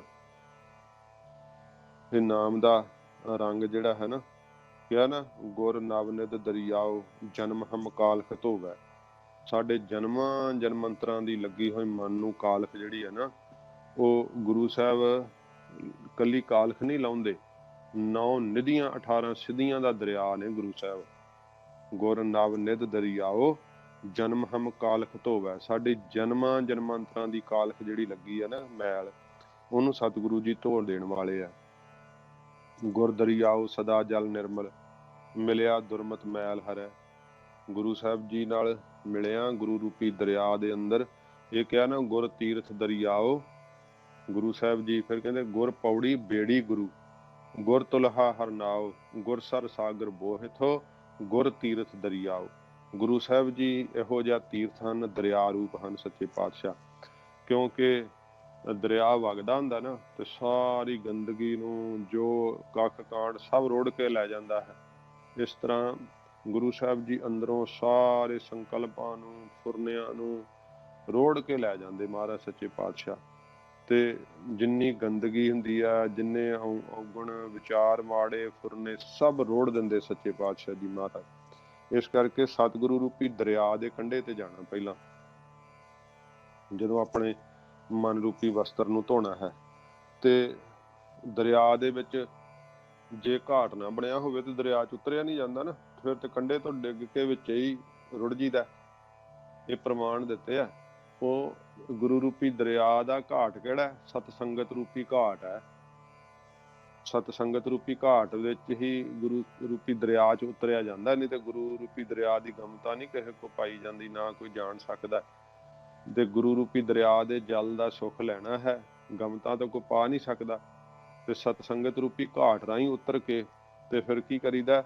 ਉੱਥੇ ਨਿਸ਼ਚੇ ਰੂਪੀ ਪਟੜੇ ਤੇ ਰੱਖ ਕੇ, ਤੇ ਗੁਰੂ ਸਾਹਿਬ ਦੇ ਉੱਪਰ ਨਿਸ਼ਚਾ ਪਟੜਾ ਹੁੰਦਾ ਇੱਕ ਵੱਡਾ ਸਾਰਾ ਪੱਥਰ, ਉਹਦੇ ਤੇ ਧੋਬੀ ਕੱਪੜੇ ਧੋਂਦੇ ਹੁੰਦੇ ਆ। ਨਿਸ਼ਚੇ ਰੂਪੀ ਪਟੜੇ ਤੇ ਰੱਖ ਕੇ ਫਿਰ ਨਾਮ ਦਾ ਸਾਬਣ ਲਾਉਣਾ, ਤੇ ਪ੍ਰੇਮ ਰੂਪੀ ਪਾਣੀ ਪਾਉਣਾ ਉੱਤੇ, ਤੇ ਜੁਗਤੀਆਂ ਰੂਪ ਮੁੱਕੀਆਂ ਮਾਰਨੀਆਂ। ਤੇ ਜਦੋਂ ਜੁਗਤੀਆਂ ਰੂਪ ਮੁੱਕੀਆਂ ਮਾਰ ਕੇ ਬੁੱਧੀ ਧੋਤੀ ਜਾਵੇ ਤਾਂ ਇਉਂ ਪਾਪਾਂ ਦੀ ਮੈਲ ਜਿਹੜੀ ਆ ਨਾ ਫਿਰ ਲੱਥ ਜਾਂਦੀ ਹੈ। ਬੁੱਧੀ ਵੀ ਸੂਖਸ਼ਮ ਹੋ ਜਾਂਦੀ ਹੈ, ਪਾਪਾਂ ਦੀ ਮੈਲ ਵੀ ਜਿਹੜੀ ਲੱਥ ਜਾਂਦੀ ਹੈ, ਤੇ ਨਾਮ ਦੇ ਵਿੱਚ ਜਾ ਕੇ ਸੁਰਤ ਜਿਹੜੀ ਹੈ ਉਹ ਟਿਕ ਜਾਂਦੀ ਹੈ। ਇਹ ਪਾਪਾਂ ਦੀ ਮੈਲ ਵੀ ਸੂਖਸ਼ਮ ਹੀ ਆ, ਜਿਹੜੀ ਸਾਨੂੰ ਬਾਹਰ ਥੋੜ੍ਹਾ ਦਿਖਦੀ ਹੈ। ਸਥੂਲ ਰੂਪ ਚ ਜੇ ਹੋਵੇ ਤੇ ਇਹਨੂੰ ਤਾਂ ਫਿਰ ਲਾ ਲਈਏ। ਬੁੱਧੀ ਵੀ ਸੂਖਸ਼ਮ ਹੈ, ਪਾਪਾਂ ਦੀ ਮੈਲ ਵੀ ਸੂਖਸ਼ਮ ਹੈ, ਨਾਮ ਵੀ ਸੂਖਸ਼ਮ ਹੈ। ਇਸ ਕਰਕੇ ਮਹਾਰਾਜ ਨੇ ਕਿਹਾ ਸੱਚ ਸਭਨਾ ਹੋਏ ਦਾਰੂ, ਪਾਪ ਕੱਢੈ ਧੋਏ। ਸਾਰਿਆਂ ਵਾਸਤੇ ਜਿਹੜਾ ਨਾ ਦਾਰੂ ਦਵਾਈ ਉਹ ਨਾਮ ਹੈ, ਤੇ ਪਾਪ ਨੂੰ, ਪਾਪਾਂ ਦੀ ਮੈਲ ਨੂੰ ਅੰਦਰੋਂ ਕੱਢ ਕੇ ਧੋ ਦਿੰਦਾ ਹੈ। ਸੱਚੇ ਪਾਤਸ਼ਾਹ ਜੀ ਨੇ ਕਿਹਾ, ਲਾਗੀ ਮੈਲ, ਜਿਹੜੀ ਮੈਲ ਲੱਗੀ ਹੋਈ ਹੈ, ਮਿਟੈ ਸੱਚ ਨਾਏ, ਸੱਚੇ ਨਾਮ ਨਾਲ ਮਿਟ ਜਾਂਦੀ ਹੈ, ਖਤਮ ਹੋ ਜਾਂਦੀ ਹੈ, ਰਹਿੰਦੀ ਨਹੀਂ। ਇਸ ਤਰ੍ਹਾਂ ਜਿਹੜੇ ਗੁਰੂ ਰੂਪੀ ਦਰਿਆ ਤੇ ਆ ਕੇ ਆਪਣੇ ਮਨ ਰੂਪੀ ਕੱਪੜੇ ਨੂੰ ਧੋਂਦੇ ਆ, ਉਹਨਾਂ ਦਾ ਮਨ ਰੂਪੀ ਕੱਪੜਾ ਜਿਹੜਾ ਨਾ ਉਹ ਉਜਲ ਹੋ ਜਾਂਦਾ, ਸਵੱਛ ਹੋ ਜਾਂਦਾ ਹੈ। ਤੇ ਜਿਹੜੇ ਜੀਵ ਕਰਮਾਂ ਨੂੰ ਕਰਦੇ ਆ, ਸੱਚੇ ਪਾਤਸ਼ਾਹ ਜੀ ਮਹਾਰਾਜ ਨੇ ਆਖਿਆ ਕਿ ਪੁੰਨੀ ਪਾਪੀ ਆਖਣ ਨਾਹੇ, ਕੇਵਲ ਆਖਣ ਦੇ ਨਾਲ ਕੋਈ ਪੁੰਨੀ ਨਹੀਂ ਬਣ ਜਾਂਦਾ, ਆਖਣ ਦੇ ਨਾਲ ਕੋਈ ਜਿਹੜਾ ਹੈ ਉਹ ਪਾਪੀ ਨਹੀਂ ਬਣ ਜਾਂਦਾ। ਇਹ ਜੀਵ ਜਿਹੜੇ ਆ ਨਾ, ਆਪੋ ਆਪਣੇ ਕਰਮਾਂ ਕਰਕੇ ਹੀ ਪੁੰਨੀ ਬਣਦੇ ਆ, ਆਪੋ ਆਪਣੇ ਕਰਮਾਂ ਕਰਕੇ ਹੀ ਪਾਪੀ ਬਣਦੇ ਆ। ਇਉਂ ਸੱਚੇ ਪਾਤਸ਼ਾਹ ਜੀ ਮਹਾਰਾਜ ਨੇ ਕਿਹਾ, ਜਿਹੜੇ ਸਹਿਤ ਕਾਮਨਾ ਦੇ ਕਰਮ ਕਰਦੇ ਆ ਉਹ ਪੁੰਨੀ ਕਹੇ ਜਾਂਦੇ ਆ, ਕਿਉਂਕਿ ਇੱਛਾ ਹੁੰਦੀ ਹੈ ਨਾ ਕਿ ਆਹ ਕੰਮ ਕਰੇ ਤੇ ਇਹਦਾ ਆਹ ਫਲ ਮਿਲੂਗਾ, ਤੀਰਥ ਤੇ ਨਹਾਵਾਂਗੇ ਤੇ ਆਹ ਫਲ ਮਿਲੂਗਾ, ਦਾਨ ਕਰਾਂਗੇ ਆਹ ਫਲ ਮਿਲੂਗਾ, ਉਹ ਪੁੰਨ ਕਰਮ ਨੇ ਤੇ ਉਹਨਾਂ ਨੂੰ ਪੁੰਨੀ ਕਿਹਾ ਜਾਂਦਾ। ਤੇ ਪਰਲੋਕ ਦੇ ਰਾਹ 'ਚ ਪੁੰਨ ਖੋਲੇ ਜਾਂਦੇ ਆ ਜਮਾਂ ਵੱਲੋਂ, ਜੇ ਨਾਮ ਨਹੀਂ ਜਪਿਆ ਤਾਂ, ਭਜਨ ਨਹੀਂ ਕੀਤਾ ਤਾਂ। ਤੇ ਜਿਹੜੇ ਪਾਪ ਕਰਮ ਆ ਉਹਨਾਂ ਦੀ ਸਜ਼ਾ, ਜਿਹੜੇ ਪਾਪ ਕਰਨ ਤੋਂ ਸੰਗਦੇ ਨਹੀਂ, ਡਰਦੇ ਨਹੀਂ, ਉਹ ਫਿਰ ਮੈਲ ਜਿਹੜੀ ਆ ਨਾ ਵੱਧਦੀ ਜਾਂਦੀ ਆ ਤੇ ਪਰਮੇਸ਼ਰ ਦੇ ਨਾਮ ਨੂੰ ਆਖਦੇ ਨਹੀਂ ਤੇ ਅਪਵਿੱਤਰ ਹੋ ਜਾਂਦੇ ਆ। ਤੇ ਜਿਹੜੇ ਪੁੰਨੀ ਆ, ਪਾਪ ਕਰਨ ਤੋਂ ਸੰਗਦੇ ਆ ਤੇ ਉਹ ਜਿਹੜੇ ਆ ਉਹਨਾਂ ਦਾ, ਉਹਨਾਂ ਕੋਲ ਧਨ ਹੁੰਦਾ ਹੈ, ਪਰ ਜੇ ਨਾਮ ਨਹੀਂ ਜਪਿਆ ਤੇ ਉਹ ਧਨ ਵੀ ਰਸਤੇ 'ਚ ਖਸੋਟ ਲਿਆ ਜਾਂਦਾ ਹੈ। ਤੇ ਚਾਹੇ ਪੁੰਨੀ ਹੈ ਚਾਹੇ ਪਾਪੀ ਹੈ, ਵਾਹਿਗੁਰੂ ਦਾ ਨਾਮ ਜਪਣ ਨਾਲ ਦੋਵਾਂ ਦੀ ਕਲਿਆਣ ਹੋ ਜਾਂਦੀ ਹੈ। ਜੇ ਪਾਪੀਆਂ ਵਿੱਚੋਂ ਲਾਈਏ ਤੇ ਕਿਹਾ ਹੈ, ਗਨਕਾ ਉਦਰੀ ਹਰ ਕਹਿ ਤੋਤ, ਤੋਤੇ ਨੂੰ ਰਾਮ ਦਾ ਨਾਮ ਪੜਾਉਂਦੀ ਪੜਾਉਂਦੀ ਗਨਕਾ ਉਧਰ ਗਈ। ਨਾਮ ਦੇ ਬਲ ਪ੍ਰਤਾਪ ਨੂੰ ਕਿਹਾ, ਭਗਤ ਨਾਮਦੇਵ ਜੀ ਕਹਿੰਦੇ, ਦੇਵਾ ਪਾਹਨ ਤਾਰੀ ਵਾਲੇ, ਕਹਿੰਦੇ ਮੇਰੇ ਦੇਵਾ ਪੂਜਨੀਕ ਪਰਮੇਸ਼ਰ ਦੇ ਨਾਮ ਨੇ ਪੱਥਰ ਤਾਰ ਦਿੱਤੇ। ਤੇ ਕਹਿੰਦੇ ਰਾਮ ਕਹਿਤ ਜਨ ਕਸ ਨਾ ਤਰੈ, ਇਹ ਮੇਰੇ ਮਨਾ ਰਾਮ ਦਾ ਨਾਮ ਕਹਿੰਦਿਆਂ ਹੋਇਆ ਤੂੰ ਕਿਉਂ ਨਹੀਂ ਤਰੇਂਗਾ, ਜਦੋਂ ਕਿ ਦੇਵਾ ਪਾਹਨ ਤਾਰੀ ਵਾਲੇ, ਪੂਜਨੀਕ ਪਰਮੇਸ਼ਰ ਨੇ ਜੇ ਪੱਥਰ ਤਾਰ ਦਿੱਤੇ ਆ, ਪਸ਼ੂ ਪ੍ਰੇਤ ਮੁਗਧ ਕੋ ਤਾਰੇ ਪਾਹਨ ਪਾਰ ਉਤਾਰੇ, ਜੇ ਮਹਾਰਾਜ ਪਾਹਨ ਪੱਥਰਾਂ ਨੂੰ ਤਾਰ ਸਕਦੇ ਆ ਤੇ ਰਾਮ ਕਹਿਤ ਜਨ ਕਸ ਨਾ ਤਰੈ, ਰਾਮ ਦਾ ਨਾਮ ਕਹਿੰਦਿਆਂ ਹੋਇਆ ਤੂੰ ਕਿਉਂ ਨਹੀਂ ਤਰੇਂਗਾ। ਫਿਰ ਕਹਿੰਦੇ ਆ, ਤਾਰੀ ਲੈ ਗਨਕਾ ਬਿਨ ਰੂਪ ਕੁਬਜਾ, ਵਿਆਦ ਅਜਾਮਲ ਤਾਰੀ ਵਾਲੇ, ਚਾਹੇ ਪੁੰਨੀ ਸੀ ਚਾਹੇ ਪਾਪੀ ਸੀ। ਹੁਣ ਪਾਪੀਆਂ ਦੀ ਗਿਣਤੀ ਇਹਦੇ ਵਿੱਚ ਕੀਤੀ ਹੈ, ਤਾਰੀ ਲੈ ਗਨਕਾ, ਗਨਕਾ ਤਾਰੀ ਬਿਨ ਰੂਪ ਕੁਬਜਾ। ਫਿਰ ਕਿਤੇ ਪ੍ਰਕਰਨ ਆਇਆ ਤੇ ਉਹ ਭਾਈ ਗੁਰਦਾਸ ਸਾਹਿਬ ਜੀ ਦੀਆਂ ਵਾਰਾਂ ਦੇ ਮੁਤਾਬਕ ਇਹਨਾਂ ਦਾ ਵਿਸਥਾਰ ਕਰਾਂਗਾ।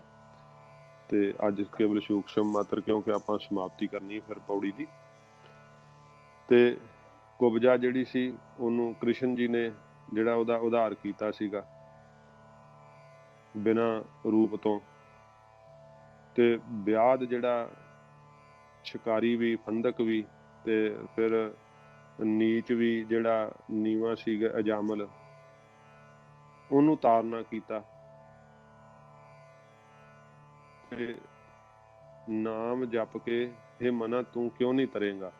ਮਹਾਰਾਜ ਕਹਿੰਦੇ ਜਿਹੜੇ ਪੁੰਨੀ ਹੋਣ ਚਾਹੇ ਪਾਪੀ ਹੋਣ, ਵਾਹਿਗੁਰੂ ਦੇ ਨਾਮ ਨੂੰ ਜਪ ਕਰਕੇ ਇਹ ਸਾਰੇ ਜਿਹੜੇ ਆ ਉਹ ਤਰਦੇ ਆ, ਉਹਨਾਂ ਨੂੰ ਸਦਗਤੀ ਜਿਹੜੀ ਆ ਪ੍ਰਾਪਤ ਹੁੰਦੀ ਆ। ਜੀਵ ਕੇਵਲ ਆਖਣ ਨਾਲ ਜਿਹੜੇ ਆ ਪੁੰਨੀ ਨਹੀਂ, ਆਖਣ ਨਾਲ ਕੋਈ ਪਾਪੀ ਨਹੀਂ। ਜਿਹੋ ਜਿਹੇ ਜੀਵ ਕਰਮ ਕਰਦੇ ਆ, ਜੇ ਕੋਈ ਪੁੰਨੀ ਲੋਕ ਪਰਮੇਸ਼ਰ ਦਾ ਨਾਮ ਆਖਦੇ ਨਹੀਂ, ਜਪਦੇ ਨਹੀਂ, ਕਹਿੰਦੇ ਅਸੀਂ ਦਾਨ ਕਰ ਦਿੱਤਾ, ਤੇ ਪੁੰਨ ਦਾਨ ਕਰਦਿਆਂ ਪਰਮੇਸ਼ਰ ਦਾ ਨਾਮ ਜਪਣ ਦੀ ਕੀ ਲੋੜ ਹੈ? ਪੁੰਨ ਦਾਨ ਦੇ ਫਲ ਨਾਲ ਅਸੀਂ ਮੁਕਤ ਹੋ ਜਾਵਾਂਗੇ। ਜਾਂ ਉਹ ਆਪ ਦੇ ਥਾਂ ਜਿਸ ਕਿਸੇ ਬ੍ਰਾਹਮਣ ਨੂੰ ਦਾਨ ਦਿੱਤਾ, ਜਾਂ ਕੋਈ ਸਿੱਖ ਧਰਮ ਵਿੱਚ ਰਾਗੀ ਸਿੰਘਾਂ ਨੂੰ ਜਾਂ ਭਾਈ ਜੀ ਨੂੰ, ਕਥਾਵਾਚਕਾਂ ਨੂੰ ਕੋਈ ਦਾਨ ਦਿੰਦਾ ਹੈ, ਤੇ ਉਹ ਕਹਿੰਦੇ ਕਿ ਸਾਡੇ ਵਾਸਤੇ ਇਤਨਾ ਜਾਪ ਕਰ ਦਿਓ। ਉਹ ਕਰਕੇ ਸਮਝਦੇ ਆ ਕਿ ਸਾਡੇ ਲਈ ਕਰਦਾ, ਸਾਨੂੰ ਕੀ ਲੋੜ ਹੈ ਨਾਮ ਜਪਣ ਦੀ। ਇਸ ਕਰਕੇ ਉਹ ਜਿਹੜਾ ਜਪੂਗਾ ਨਾ, ਜਿਹ ਭੋਜਨ ਕੀਨੋ ਤਿਹ ਤ੍ਰਿਪਤਾਰ ਹੈ, ਉਹਨੂੰ ਹੀ ਤ੍ਰਿਪਤੀ ਆਊਗੀ। ਜੇ ਕੋਈ ਕਹੇ ਕਿ ਮੈਂ ਦਾਨ ਕਰਤਾ, ਮੈਂ ਮਾਇਆ ਦੇ ਕੇ ਦੂਜੇ ਕੋਲੋਂ ਆਪਣੇ ਨਾਂ ਦਾ ਭਜਨ ਕਰਾ ਲਿਆ, ਇਸ ਤਰ੍ਹਾਂ ਜਿਹੜੀ ਆ ਉਹ ਮੋਕਸ਼ ਨਹੀਂ ਮਿਲਦਾ, ਇਸ ਤਰ੍ਹਾਂ ਮੁਕਤੀ ਨਹੀਂ ਮਿਲਦੀ। ਪਾਪੀ ਆਦਮੀ ਵਿਸ਼ੇ ਵਿਕਾਰਾਂ 'ਚ ਲੱਗੇ ਰਹਿੰਦੇ ਆ, ਉਹ ਨਾਮ ਨਹੀਂ ਆਖਦੇ, ਤੇ ਪਰਮੇਸ਼ਰ ਦੇ ਨਾਮ ਦੇ ਆਖਣ ਤੋਂ ਪਾਪੀ ਤੇ ਪੁੰਨੀ ਦੋਵੇਂ ਰਹਿ ਜਾਂਦੇ ਆ। ਹਾਂਜੀ, ਪੁੰਨੀ ਪਾਪੀ ਆਖਣ ਨਾਹੇ, ਇਹਦਾ ਅਰਥ ਇਹ ਵੀ ਸਮਝ ਲੈ, ਪਾਪੀ ਤੇ ਪੁੰਨੀ ਵਾਹਿਗੁਰੂ ਦੇ ਨਾਮ ਦੇ ਆਖਣ ਤੋਂ ਰਹਿ ਜਾਂਦੇ ਆ। ਤੇ ਜਦੋਂ ਫਿਰ ਨਾਮ ਨਹੀਂ ਜਪਦੇ, ਤੇ ਫਿਰ ਕਿਹਾ ਹੈ ਇਹ ਜਿਹੜੀ ਮਨੁੱਖਾ ਜਨਮ ਰੂਪੀ ਵਾਰੀ ਹੈ, ਇੱਥੇ ਫਿਰ ਜੀਵ ਜਿਹੜਾ ਉਹ ਹਾਰ ਜਾਂਦਾ ਹੈ। ਤੇ ਸਤਿਗੁਰੂ ਪਾਤਸ਼ਾਹ ਜੀ ਮਹਾਰਾਜ ਨੇ ਕਿਹਾ ਜਿਹੜੇ ਪੁੰਨੀ ਹੈ, ਪਾਪੀ ਹੈ, ਉਹ ਕੇਵਲ ਕਹਿਣ ਮਾਤਰ ਨਹੀਂ। ਮਹਾਰਾਜ ਸਾਹਿਬ ਜੀ ਨੇ ਅੱਗੇ ਦੱਸਿਆ ਹੈ ਕਿ ਕਰ ਕਰ ਕਰਨਾ ਲਿਖ ਲੈ ਜਾਹੋ। ਸੱਚੇ ਪਾਤਸ਼ਾਹ ਮਹਾਰਾਜ ਕਹਿੰਦੇ ਆ, ਹੱਥਾਂ ਨਾਲ ਜਿਹੜੇ ਜੀਵ ਸੰਸਾਰ ਵਿੱਚ ਜੋ ਵੀ ਚੰਗੇ ਮਾੜੇ ਵਿਦ ਨਖੇਦ ਕਰਤੱਵ ਭਾਵ ਕਰਮ ਜਿਹੜੇ ਕਰਦੇ ਹਨ, ਉਹ ਅੰਤःਕਰਨ ਰੂਪੀ ਕਾਗਜ਼ ਤੇ ਲਿਖ ਕੇ ਪਰਲੋਕ ਨੂੰ ਲੈ ਜਾਂਦੇ ਆ। ਹਿੰਦੂ ਮਤ ਅਨੁਸਾਰ ਤਾਂ ਜਿਹੜੇ ਆ ਉਹ ਦੱਸਿਆ ਜਾਂਦਾ ਕਿ ਚਿੱਤਰਗੁਪਤ ਹਰੇਕ ਜੀਵ ਦੇ ਸੱਜੇ ਤੇ ਖੱਬੇ ਮੋਢੇ ਤੇ ਬੈਠੇ ਆ। ਜੀਵ ਦੇ ਦਿਨ ਰਾਤ ਦੇ ਚੰਗੇ ਮੰਦੇ ਕੀਤੇ ਕਰਮ ਜਿਹੜੇ ਆ ਨਾ, ਉਹ ਲਿਖਦੇ ਰਹਿੰਦੇ ਆ। ਗੁਪਤ ਹੀ ਚਿੱਤਰਕਾਰੀ ਕਰੇ ਜਾਂਦੇ ਆ। ਜਿਵੇਂ ਮਹਾਰਾਜ ਸਾਹਿਬ ਜੀ ਨੇ ਆਖਿਆ ਨਾ, ਪਾਪ ਪੁੰਨ ਜਾਂਚੈ ਡਾਂਗੀਆ ਦੁਆਰਾ ਚਿੱਤਰ ਗੁਪਤ ਲੇਖੀਆ। ਚਿੱਤਰ ਗੁਪਤ ਜਬ ਲਿਖਤੇ ਲੇਖਾ, ਗੁਰੂ ਗ੍ਰੰਥ ਸਾਹਿਬ ਜੀ ਮਹਾਰਾਜ ਕਹਿੰਦੇ ਆ, ਜਦੋਂ ਚਿੱਤਰ ਗੁਪਤ ਜਿਹੜੇ ਆ, ਉਹਨਾਂ ਮਨਾ ਨਹੀਂ ਕਰਨਾ ਜੀਵ ਨੂੰ ਕਰਮ ਦੇ ਕਰਨ ਵਾਸਤੇ ਸੁਤੰਤਰ ਵਾ। ਉਹ ਕਹਿੰਦੇ ਪਾਪ ਕਰਮ ਕਰਨਾ ਕਰ, ਪੁੰਨ ਕਰਮ ਕਰਨਾ ਕਰ, ਅਸੀਂ ਤੈਨੂੰ ਪਾਪ ਦੇ ਕਰਨ ਤੋਂ ਰੋਕਣਾ ਨਹੀਂ, ਪੁੰਨ ਦੇ ਕਰਨ ਨੂੰ ਤੈਨੂੰ ਉਤਸ਼ਾਹਿਤ ਨਹੀਂ ਕਰਨਾ। ਸਾਡਾ ਕੰਮ ਹੈ ਸਿਰਫ ਲਿਖਣਾ। ਹਾਂ, ਜੋ ਤੂੰ ਕਰੇਂਗਾ ਅਸੀਂ ਲਿਖੀ ਜਾਣਾ ਬਸ। ਤੇ ਉਹ ਜਿਹੜਾ ਅੰਤःਕਰਨ ਰੂਪੀ ਕਾਗਜ਼ ਹੈ, ਉਹਦੇ ਉੱਤੇ ਲਿਖੀ ਜਾਂਦੇ ਆ। ਇਹ ਉਹ ਏਦਾਂ ਵੀ ਵਿਦਵਾਨਾਂ ਨੇ ਅਰਥ ਕੀਤਾ, ਇਹ ਉਹ ਚਿੱਤਰ ਵਾ ਜਿਹੜਾ ਗੁਪਤ ਵਾ ਅੰਦਰ। ਚਿੱਤਰ ਗੁਪਤ, ਪਤਨੀ ਨੂੰ ਨਹੀਂ ਪਤਾ ਕਿ ਪਤੀ ਦਾ ਜਿਹੜਾ ਗੁਪਤ ਚਿੱਤਰ ਵਾ ਉਹ ਕਿਹੋ ਜਿਹਾ, ਪਤੀ ਕੀ ਸੋਚ ਰਿਹਾ ਆਪਣੇ ਮਨ 'ਚ, ਇੰਨਾ ਨੇੜੇ ਦਾ ਰਿਸ਼ਤਾ ਹੈ। ਤੇ ਪਤੀ ਨੂੰ ਨਹੀਂ ਪਤਾ ਕਿ ਮੇਰੀ ਪਤਨੀ ਦੇ ਮਨ ਵਿੱਚ ਇਸ ਸਮੇਂ ਕੀ ਚੱਲ ਰਿਹਾ। ਉਹ ਚਿੱਤਰ ਜਿਹੜਾ ਅੰਦਰਲਾ ਨਾ ਸਰੂਪ, ਉਹ ਗੁਪਤ ਵਾ, ਪਰ ਉੱਥੇ ਗੁਪਤ ਨਹੀਂ ਰਹਿਣਾ।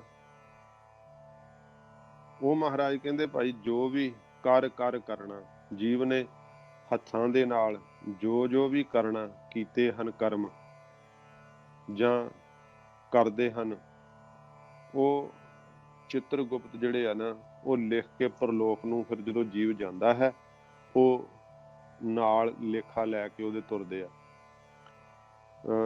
ਸਤਿਗੁਰੂ ਜੀ ਦਾ ਮਤ ਇਹ ਹੈ ਕਿ ਜਿਹੜਾ ਕਰ ਕੀਤਾ ਹੈ, ਕਰ ਹੱਥਾਂ ਦੇ ਨਾਲ ਕਰਨਾ ਕਰਤੱਵ, ਉਹ ਸਾਰਿਆਂ ਹਿਰਦਿਆਂ ਉੱਤੇ ਉਕਰਿਆ ਜਾਂਦਾ ਹੈ।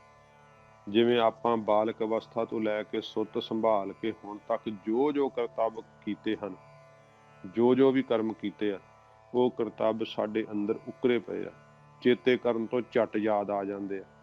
ਉਹ ਲਿਖਤ ਇਸ ਪ੍ਰਕਾਰ ਹੋ ਰਹੀ ਹੈ। महाराज ने कहा ना, करनी कागद मन मसवाणी, बुरा भला दोए लेख पए। सच्चे पातशाह महाराज कहते हैं जीव की करनी जिहड़ी है ना वो लिखी जा रही है, जिहड़ा ये कागज बन रही है ते मन स्याही बन रहा है, ते बुरा भला दोए लेख पए। बुरा ते भला दो लेख जिहड़े है ना वो पै रहे है। इस तरह जिहड़ा है ये करतबां दे करन वाली जिहड़ी देह है ना ये कागज बनी है ते मन स्याही बनिया होया। ते जिवें छापेखाने विच कागज छपना होवे तां कलम दवात दी लोड़ नहीं पैंदी ना, इसे प्रकार ये बुरा ते भला शुभ दो लिखतां शुभ ते अशुभ अपने आप ही पै रही हैं। सारिਆਂ ਦੇ अंदर लिखत हो रही है, सारिਆਂ करतबां ਦੀ ਫਰਿਸ਼ਤ ਜਿਹੜੀ ਉਹ ਬਣਦੀ ਜਾ ਰਹੀ ਹੈ, ਐਨ ਛਪਦੇ ਜਾ ਰਹੇ ਆ। ਇੱਡੀ ਤੇਜ਼ ਮਸ਼ੀਨ ਹੈ ਜੋ ਮਨੁੱਖ ਸਵੇਰ ਦੇ ਉੱਠਣ ਤੋਂ ਲੈ ਕੇ ਰਾਤ ਦੇ ਸੌਣ ਤੱਕ, ਫਿਰ ਸੁੱਤਿਆਂ ਪਿਆਂ ਵੀ ਫੁਰਨਿਆਂ 'ਚ, ਜੋ ਇਹ ਨਹੀਂ ਕਿ ਇਕੱਲਾ ਹੱਥਾਂ ਨਾਲ ਕਰਿਆਂ ਦਾ, ਫੁਰਨਿਆਂ ਤੱਕ ਦੀ ਲਿਖਤ ਪੈ ਜਾਂਦੀ ਆ। लगातार ये मशीन चल रही है, इन्ना ज़्यादा छापेखाने 'ਚ छप रही है। तो ਜਿਹੜੇ लगातार ही फिर संगत करी जाते हैं, अमृत वेले उठ के भजन करते हैं, उन्हों की लिखत पई जा रही है। ਜਿਹੜੇ निता प्रति बुरा सोची जाते हैं, बुरा करी जाते हैं, बुरा कर्म अपने हत्थां नाल करते, पैरां नाल चल के बुरे थां जाते, पूरी लिखत पै रही है। हत्थां नाल जिहड़ा करना करतब है करते हैं, वो जीव हिरदे रूपी कागज ते लिख के लैके परलोक नूं जांदे आ। धर्म राजे दे पास सब दा हिसाब हुंदा है, उहदे सामने फिर ये चीज़ जिहड़ी है ना वो वाची जाती है। महाराज क्या करनी उपर होए तपावस, जे को कह कहाए। जिहो जी कमाई हुंदी है उस उपर ही न्याय हुंदा है, उत्थे कोई वड्डी जां फरमैश नहीं चलदी। उस साचे दीवान में पल्ला ना पकड़ा कोए।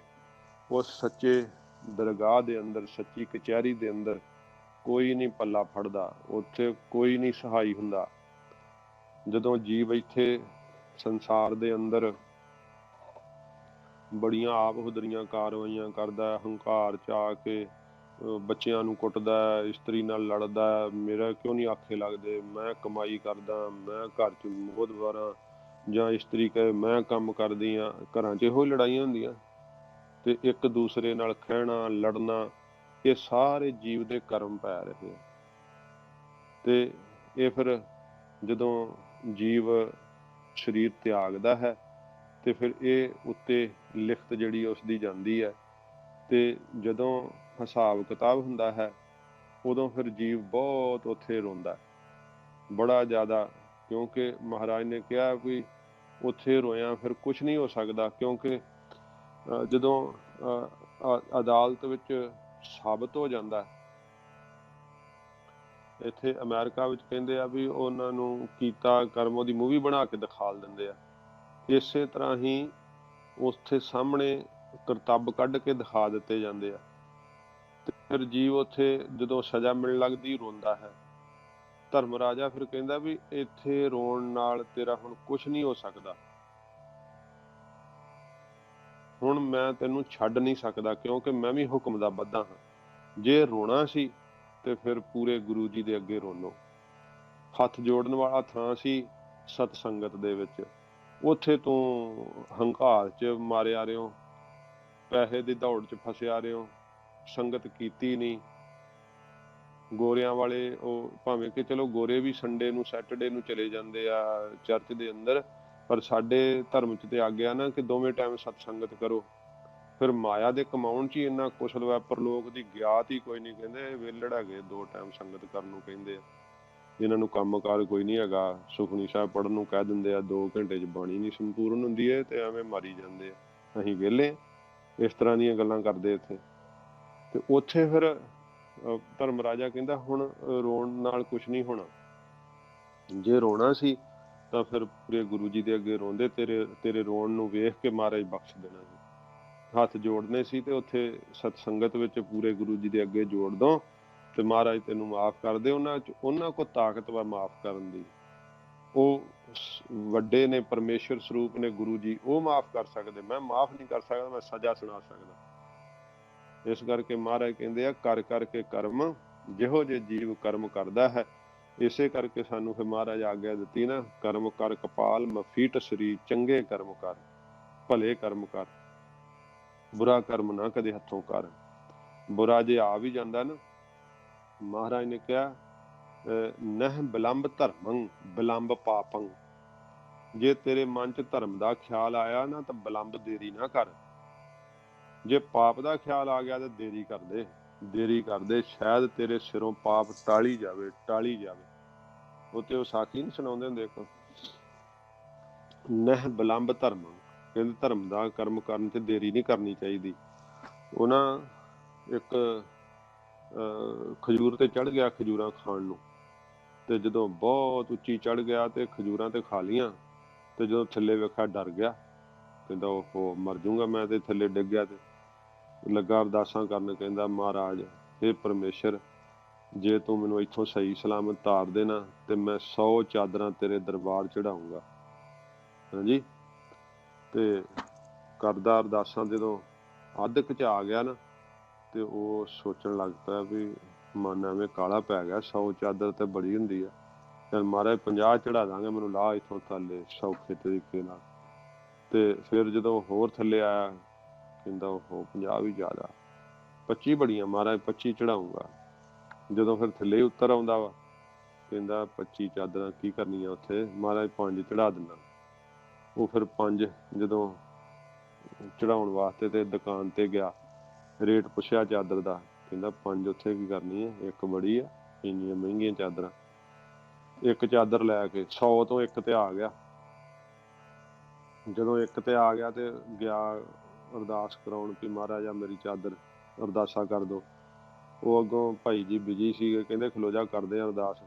ਉਹ ਕਹਿੰਦਾ ਮਹਾਰਾਜ 100 ਮੈਂ ਇੱਕ ਤੇ ਆ ਗਿਆ, ਤੇ ਇਹ ਵੀ ਕਿਤੇ ਮੈਂ ਘਰ ਨੂੰ ਨਾ ਲੈ ਜਾ, ਤੇ ਕਰ ਦਿਓ ਅਰਦਾਸਾ ਇਹਦਾ। ਹੁਣ ਭਾਵ ਜੇ ਮਨ ਦੇ ਅੰਦਰ ਧਰਮ ਦੇ ਕਰਨ ਦਾ ਖਿਆਲ ਆਇਆ ਨਾ, ਤਾਂ ਫਿਰ ਉਸੇ ਵੇਲੇ ਕਰ ਦਿਓ। ਮਨ ਦਾ ਕੋਈ ਪਤਾ ਨਹੀਂ ਕਦੋਂ ਬੇਈਮਾਨ ਹੋਏ ਤੇ ਧਰਮ ਤੋਂ ਟਲ ਜੇ, ਉਸੇ ਵੇਲੇ ਕਰੋ ਧਰਮ ਦਾ ਕਰਮ। ਉਹਦੇ ਤੋਂ ਉਹਦੇ ਬਾਬਤ ਕਿਹਾ ਕਬੀਰ, ਕਾਲ ਕਰੰਤਾ ਅਬਹਿ ਕਰ, ਅਬ ਕਰਤਾ ਸੋਇ ਤਾਲ, ਪਾਛੇ ਕਛੂ ਨਾ ਹੋਏਗਾ ਜੋ ਸਰ ਪਰ ਆਵੇ ਕਾਲ। ਜੇ ਨਾਮ ਜਪਣਾ ਹੈ, ਬਾਣੀ ਪੜ੍ਹਨੀ ਹੈ, ਸਹਿਜ ਪਾਠ ਕਰਨਾ ਹੈ, ਤੇ ਫਿਰ ਕੱਲ ਤੇ ਨਾ ਛੁੱਟੋ, ਹੁਣੇ ਹੀ ਜਪਣ ਲੱਗ ਜਾਓ। ਅੰਮ੍ਰਿਤ ਛਕਣ ਦਾ ਖਿਆਲ ਆਇਆ ਤਾਂ ਫਿਰ ਕੱਲ ਤੇ ਨਾ ਕਰੋ, ਅੱਜ ਹੀ ਤਿਆਰ ਪਰ ਤਿਆਰ ਹੋ ਜਾਓ, ਅੰਮ੍ਰਿਤ ਛਕੋ, ਮਹਾਰਾਜ ਦੇ ਲੜ ਲੱਗ ਜਾਓ। ਧੰਨ ਗੁਰੂ ਗੋਬਿੰਦ ਸਿੰਘ ਸਾਹਿਬ ਜੀ ਮਹਾਰਾਜ ਦੇ ਕੱਲ ਨਾਮ ਕਾਲ ਦਾ ਹੈ, ਕੀ ਪਤਾ ਕੱਲ ਆਉਣਾ ਕਿ ਨਹੀਂ ਆਉਣਾ ਫਿਰ ਜ਼ਿੰਦਗੀ। ਇਸ ਕਰਕੇ ਕਿਹਾ ਅਬ ਕਰਤਾ ਸੋਇ ਤਾਲ, ਜਿਹੜਾ ਕੱਲ ਨੂੰ ਕੰਮ ਕਰਨਾ ਉਹ ਹੁਣੇ ਕਰੋ, ਜਿਹੜਾ ਹੁਣੇ ਕਰਨਾ ਸੋਇ ਤਾਲ ਹੁਣ ਕਰਨ ਲੱਗ ਜਾਓ। ਬਸ ਕਥਾ ਸੁਣ ਕੇ ਜੇ ਮਨ 'ਚ ਖਿਆਲ ਕੀਤਾ ਅੱਛਾ ਨਾਮ ਜਪਿਆ ਕਰਾਂਗੇ, ਬਣਾਉਂਦੇ ਆ ਕੋਈ ਪ੍ਰੋਗਰਾਮ, ਉਹ ਸਾਰੀ ਉਮਰ ਹੀ ਲੰਘਦੀ ਜਾਂਦੀ ਹੈ, ਅਜੇ ਤੱਕ ਪ੍ਰੋਗਰਾਮ ਹੀ ਨਹੀਂ ਬਣਿਆ। ਫਿਰ ਕਈ ਸੋਚਦੇ ਰਹਿੰਦੇ ਹਾਂ ਛਕਾਂਗੇ ਅੰਮ੍ਰਿਤ ਜਦੋਂ ਥੋੜਾ ਜਿਹਾ ਆ ਬੱਚੇ ਵਿਆਹ ਲਾਂਗੇ, ਐਂ ਕਰ ਲਾਂਗੇ, ਆਪਣੀਆਂ ਜੁਗਤੀਆਂ ਲਾਉਂਦੇ ਰਹਿੰਦੇ ਆ ਵੀ ਉਦੋਂ ਅਸੀਂ ਕਰਾਂਗੇ। ਉਹ ਟਾਈਮ ਨਹੀਂ ਆਉਣਾ। ਜੇ ਵੇਲਾ ਵਕਤ ਵਿਚਾਰੀਏ ਤਾਂ ਕਿਤ ਵੇਲਾ ਭਗਤ ਹੋਏ, ਫਿਰ ਵੇਲਾ ਹੀ ਹੈ ਨਹੀਂ ਭਗਤੀ ਕਰਨ ਦਾ, ਨਾਮ ਜਪਣ ਦਾ, ਸ਼ੁਭ ਕਰਮਾਂ ਦੇ ਕਮਾਉਣ ਦਾ। ਫਿਰ ਤਾਂ ਮਨ ਪੁੱਠੇ ਪਾਸੇ ਲੱਗਿਆ ਤੇ ਜੋ ਕੁਝ ਕਰਮ ਕਰਦਾ ਉਹ ਲਿਖਤ ਰੂਪ ਵਿੱਚ ਚੰਗੇ ਮਾੜੇ ਜੀਵ ਦੇ ਨਾਲ ਜਾਂਦੇ। ਤੇ ਫਿਰ ਮਹਾਰਾਜ ਨੇ ਆਖਿਆ ਨਹਿ ਬਿਲੰਬ ਧਰਮੰ ਬਿਲੰਬ ਪਾਪੰ, ਬਿਲੰਬ ਕਹਿੰਦੇ ਦੇਰ ਕਰਨ ਨੂੰ। ਜੇ ਪਾਪ ਕਰਮ ਮਨ ਚ ਆ ਗਿਆ ਨਾ, ਦੇਰ ਕਰ ਦੋ, ਦੇਰ ਕਰ ਦੋ, ਸ਼ਾਇਦ ਉਹ ਸਮਾਂ ਟਾਲੀ ਜਾਵੇ ਸਿਰ ਤੋਂ ਤੇ ਹੱਥੋਂ ਪਾਪ ਕਰਨੋਂ ਬਚ ਜਾਓ। ਇਹਦੇ ਤੇ ਵੀ ਇੱਕ ਸਾਖੀ ਸੁਣਾਉਂਦੇ ਹੁੰਦੇ। ਇੱਕ ਨਾ ਰਾਜਾ ਸੀਗਾ ਤੇ ਉਹ ਭੇਸ ਬਦਲ ਕੇ ਆਪਣੀ ਪ੍ਰਜਾ ਦੇ ਦੁੱਖ ਸੁੱਖ ਨੂੰ ਵੇਖਦਾ ਹੁੰਦਾ ਸੀ ਰਾਤ, ਵੀ ਮੇਰੀ ਪ੍ਰਜਾ ਮੇਥੋਂ ਦੁਖੀ ਤਾਂ ਨਹੀਂ, ਵੀ ਸਾਰੇ ਸੁਖੀ ਆ, ਕਰਮਚਾਰੀ ਅਮੀਰ ਵਜ਼ੀਰ ਜਿਹੜੇ ਆ ਕੋਤਵਾਲ ਪ੍ਰਜਾ ਨੂੰ ਦੁੱਖ ਤਾਂ ਨਹੀਂ ਦਿੰਦੇ। ਉਹ ਭੇਸ ਵਟਾ ਕੇ ਤੇ ਆਪਣੀ ਪ੍ਰਜਾ ਵਿੱਚ ਫਿਰਦਾ ਹੁੰਦਾ ਸੀ। ਤੇ ਉਹ ਉੱਥੇ ਨਾ ਰਾਸ ਪਈ ਕਿਤੇ, ਤੇ ਜਿਹੜੀ ਰਾਜਕੁਮਾਰੀ ਸੀ ਉਹ ਕਵੇ ਕਿ ਮੈਂ ਆਪਣੀ ਮਾਂ ਨੂੰ ਕਵੇ, ਰਾਣੀ ਨੂੰ, ਵੀ ਮੈਂ ਬਾਹਰ ਰਾਸ ਵੇਖਣ ਜਾਣਾ। ਉਹ ਕਹਿੰਦੀ ਵੀ ਪੁੱਤਰ ਤੂੰ ਰਾਜਕੁਮਾਰੀ ਹੈ ਤੇ ਲੋਕ ਪਛਾਣ ਲੈਣਗੇ ਤੇ ਫਿਰ ਠੀਕ ਨਹੀਂ ਰਹੂਗਾ, ਤੂੰ ਨਾ ਜਾ। ਉਹ ਕਹਿੰਦੀ ਵੀ ਨਹੀਂ ਮੈਂ ਜਾਣਾ ਜ਼ਰੂਰ ਆ, ਤੇ ਮੈਂ ਕੱਪੜੇ ਬਦਲ ਲੈਂਦੀ ਆ, ਭੇਸ ਬਦਲ ਲੈਂਦੀ ਆ, ਤੇ ਮੈਨੂੰ ਕੋਈ ਪਛਾਣ ਨਾ ਸਕੇ। ਉਹਨੇ ਕਿਹਾ ਚੰਗਾ ਫਿਰ ਤੂੰ ਮਰਦਾਵੇਂ ਕੱਪੜੇ ਪਾ ਲਾ। ਉਹਨੂੰ ਮਰਦਾਂ ਵਾਲੇ ਕੱਪੜੇ ਪਵਾਤੇ ਤੇ ਮਰਦਾਂ ਵਾਲੇ ਕੱਪੜੇ ਉਹਨ ਧਾਰਨ ਕਰ ਲਏ ਤੇ ਚਲ ਗਈ ਬਾਹਰ ਰਾਸ ਵੇਖਣ। ਤੇ ਜਦੋਂ ਰਾਸ ਵੇਖ ਕੇ ਥੱਕੀ ਆਈ ਤੇ ਫਿਰ ਉਹਨੇ ਕੱਪੜੇ ਬਦਲਣ ਤੋਂ ਆਲਸ ਕੀਤੀ ਤੇ ਆਪਣੀ ਮਾਤਾ ਨਾਲ ਹੀ ਜਿਹੜੀ ਉਹ ਸੇਜਾ ਤੇ ਸੌਂ ਗਈ।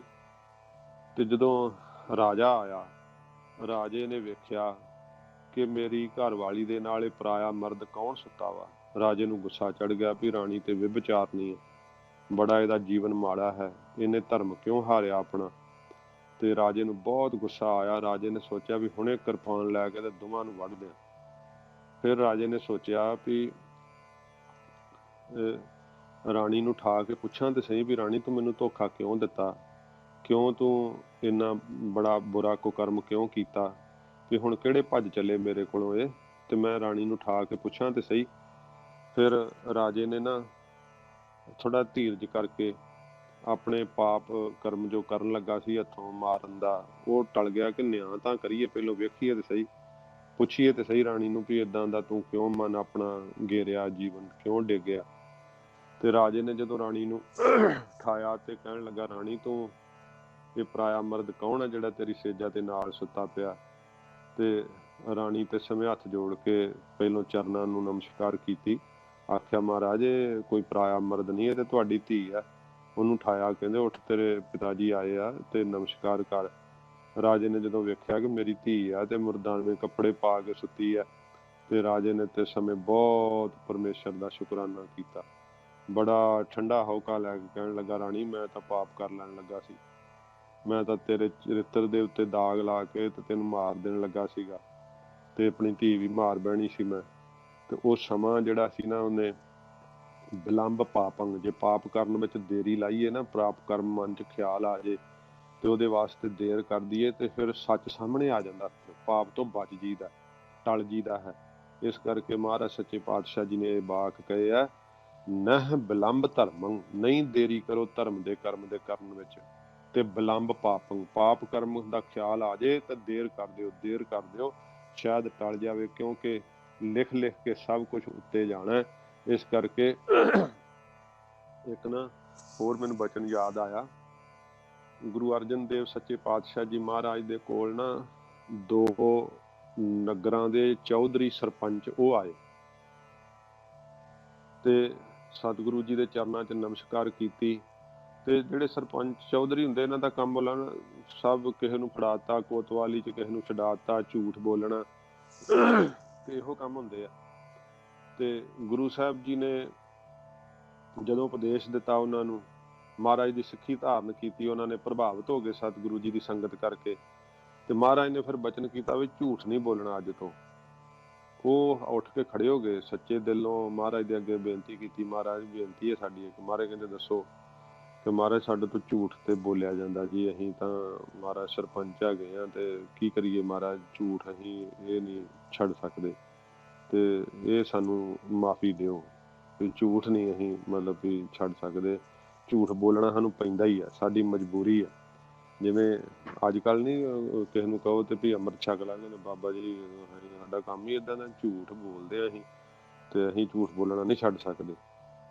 ਅਸੀਂ ਸਿੱਖੀ ਧਾਰਨ ਕਰਕੇ ਕੀ ਕਰਨਾ, ਅੰਮ੍ਰਿਤ ਛਕ ਕੇ ਫਿਰ ਝੂਠ ਬੋਲਿਆ ਜਾਂਦਾ ਤੇ ਅਸੀਂ ਕੀ ਅੰਮ੍ਰਿਤ ਨਹੀਂ ਛਕਦੇ, ਏਦਾਂ ਕਹਿੰਦੇ ਨਾ ਕਈ।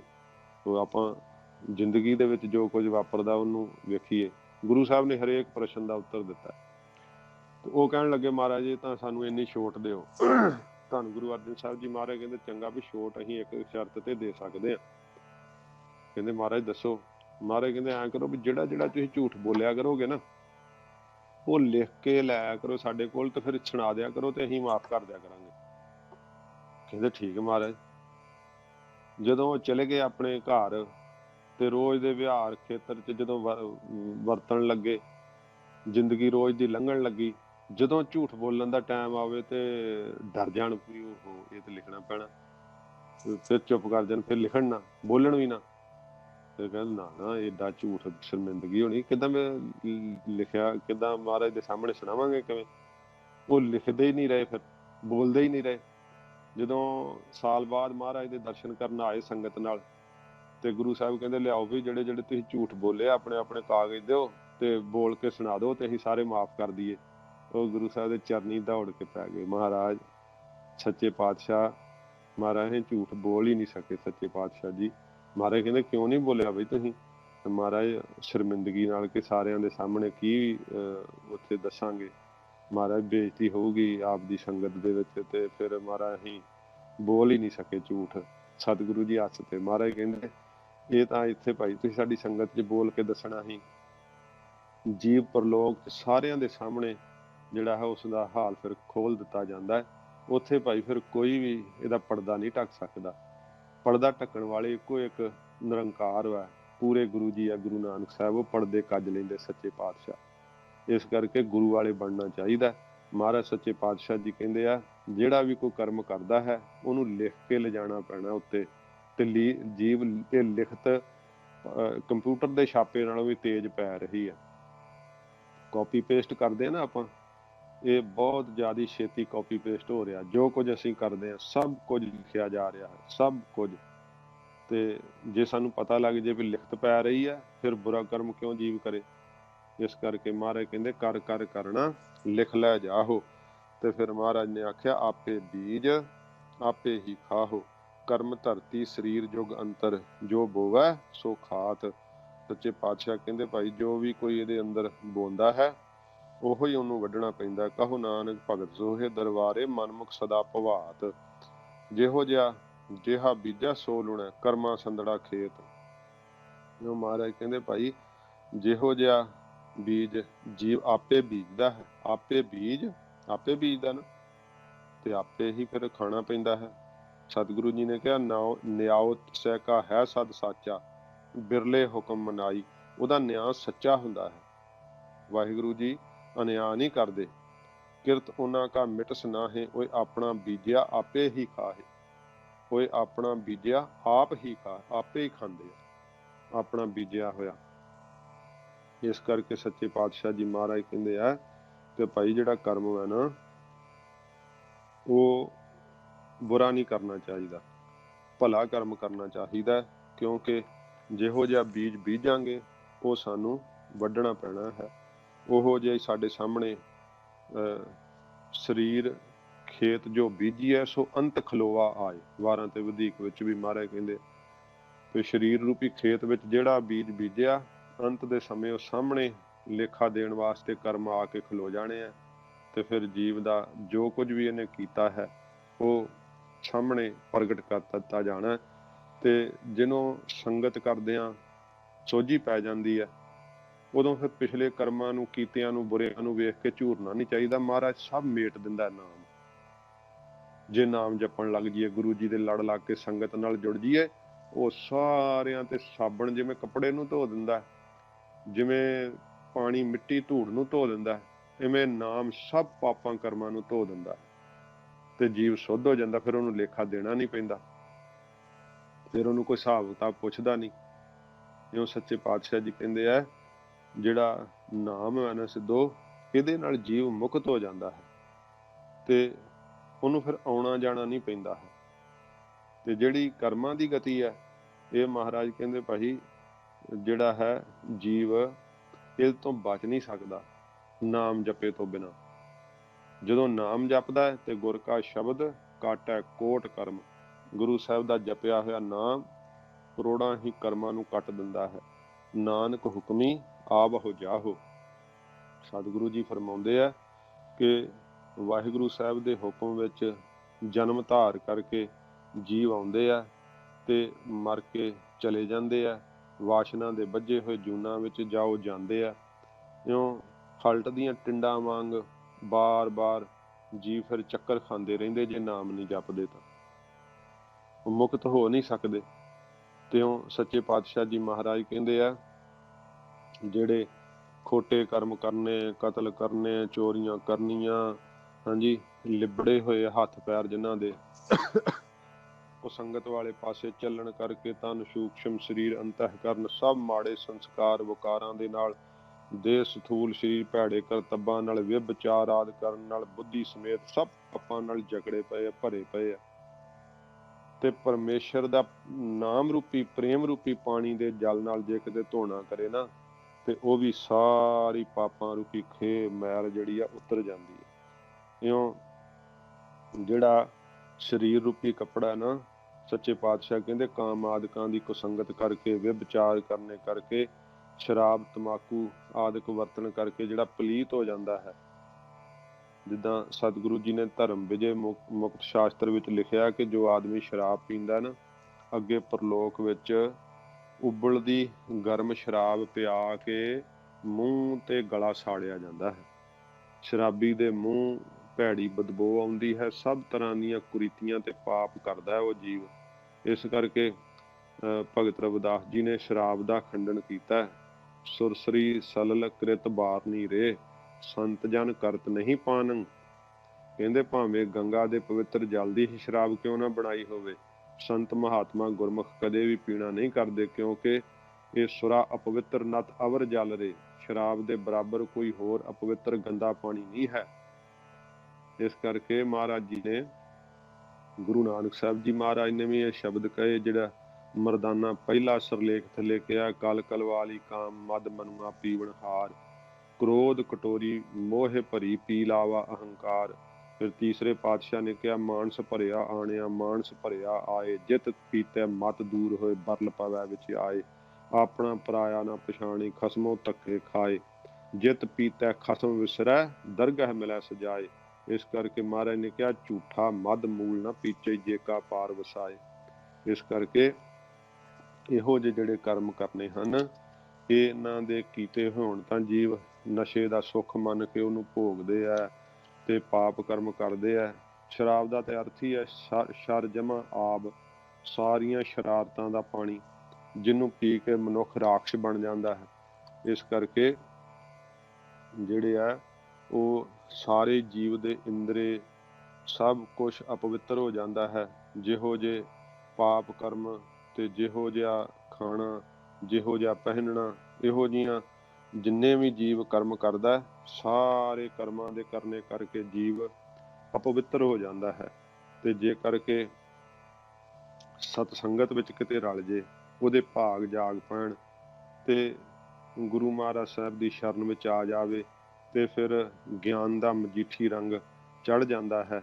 ਫਿਰ ਜਦੋਂ ਗਿਆਨ ਦਾ ਰੰਗ ਚੜ੍ਹਦਾ ਨਾ, ਮਹਾਰਾਜ ਦੀ ਪ੍ਰੀਤ ਲੱਗਦੀ ਹੈ। ਕਮਨ ਬਣੀ ਨੀ ਤੇਰੀ ਲਾਲੀ, ਕਮਨ ਰੰਗ ਤੂੰ ਭਈ ਗੁਲਾਲੀ। ਐਸੀ ਬਿਰਤੀ ਪਵਿੱਤਰ ਹੋ ਕੇ ਵਾਹਿਗੁਰੂ ਜੀ ਦੇ ਪਿਆਰ ਵਿੱਚ ਸਮਾ ਜਾਂਦੀ। ਉਹ ਸਾਰੇ ਕੀਤੇ ਜਿੰਨਾ ਵੀ ਇਹ ਜਿਹੜਾ ਹੈ ਰਾਗ ਦਵੈਖ, ਇਹ ਸਾਰੀ ਮੈਲ ਜਿਹੜੀ ਹੈ ਫਿਰ ਲੱਥ ਜਾਂਦੀ ਹੈ। ਪਦਾਰਥਾਂ ਦੀ ਇੱਛਾ ਨਹੀਂ ਫੁਰਦੀ, ਕੋਈ ਕਿਸੇ ਪ੍ਰਕਾਰ ਪਾਪ ਕਰਮ ਦਾ ਖਿਆਲ ਨਹੀਂ ਹਿਰਦੇ ਵਿੱਚ ਆਉਂਦਾ। ਜੀਵ ਦਾ ਮਨ ਜਿਹੜਾ ਨਾ ਉਹ ਪਵਿੱਤਰ ਹੋ ਜਾਂਦਾ ਹੈ। ਨਾਮ ਦਾ ਇਹੋ ਜਿਹਾ ਪਿਆਰ ਅੰਦਰ ਪ੍ਰਗਟ ਹੁੰਦਾ ਹੈ ਕਿ ਬੁੱਧੀ ਸਵੱਛ ਹੋ ਜਾਂਦੀ ਹੈ।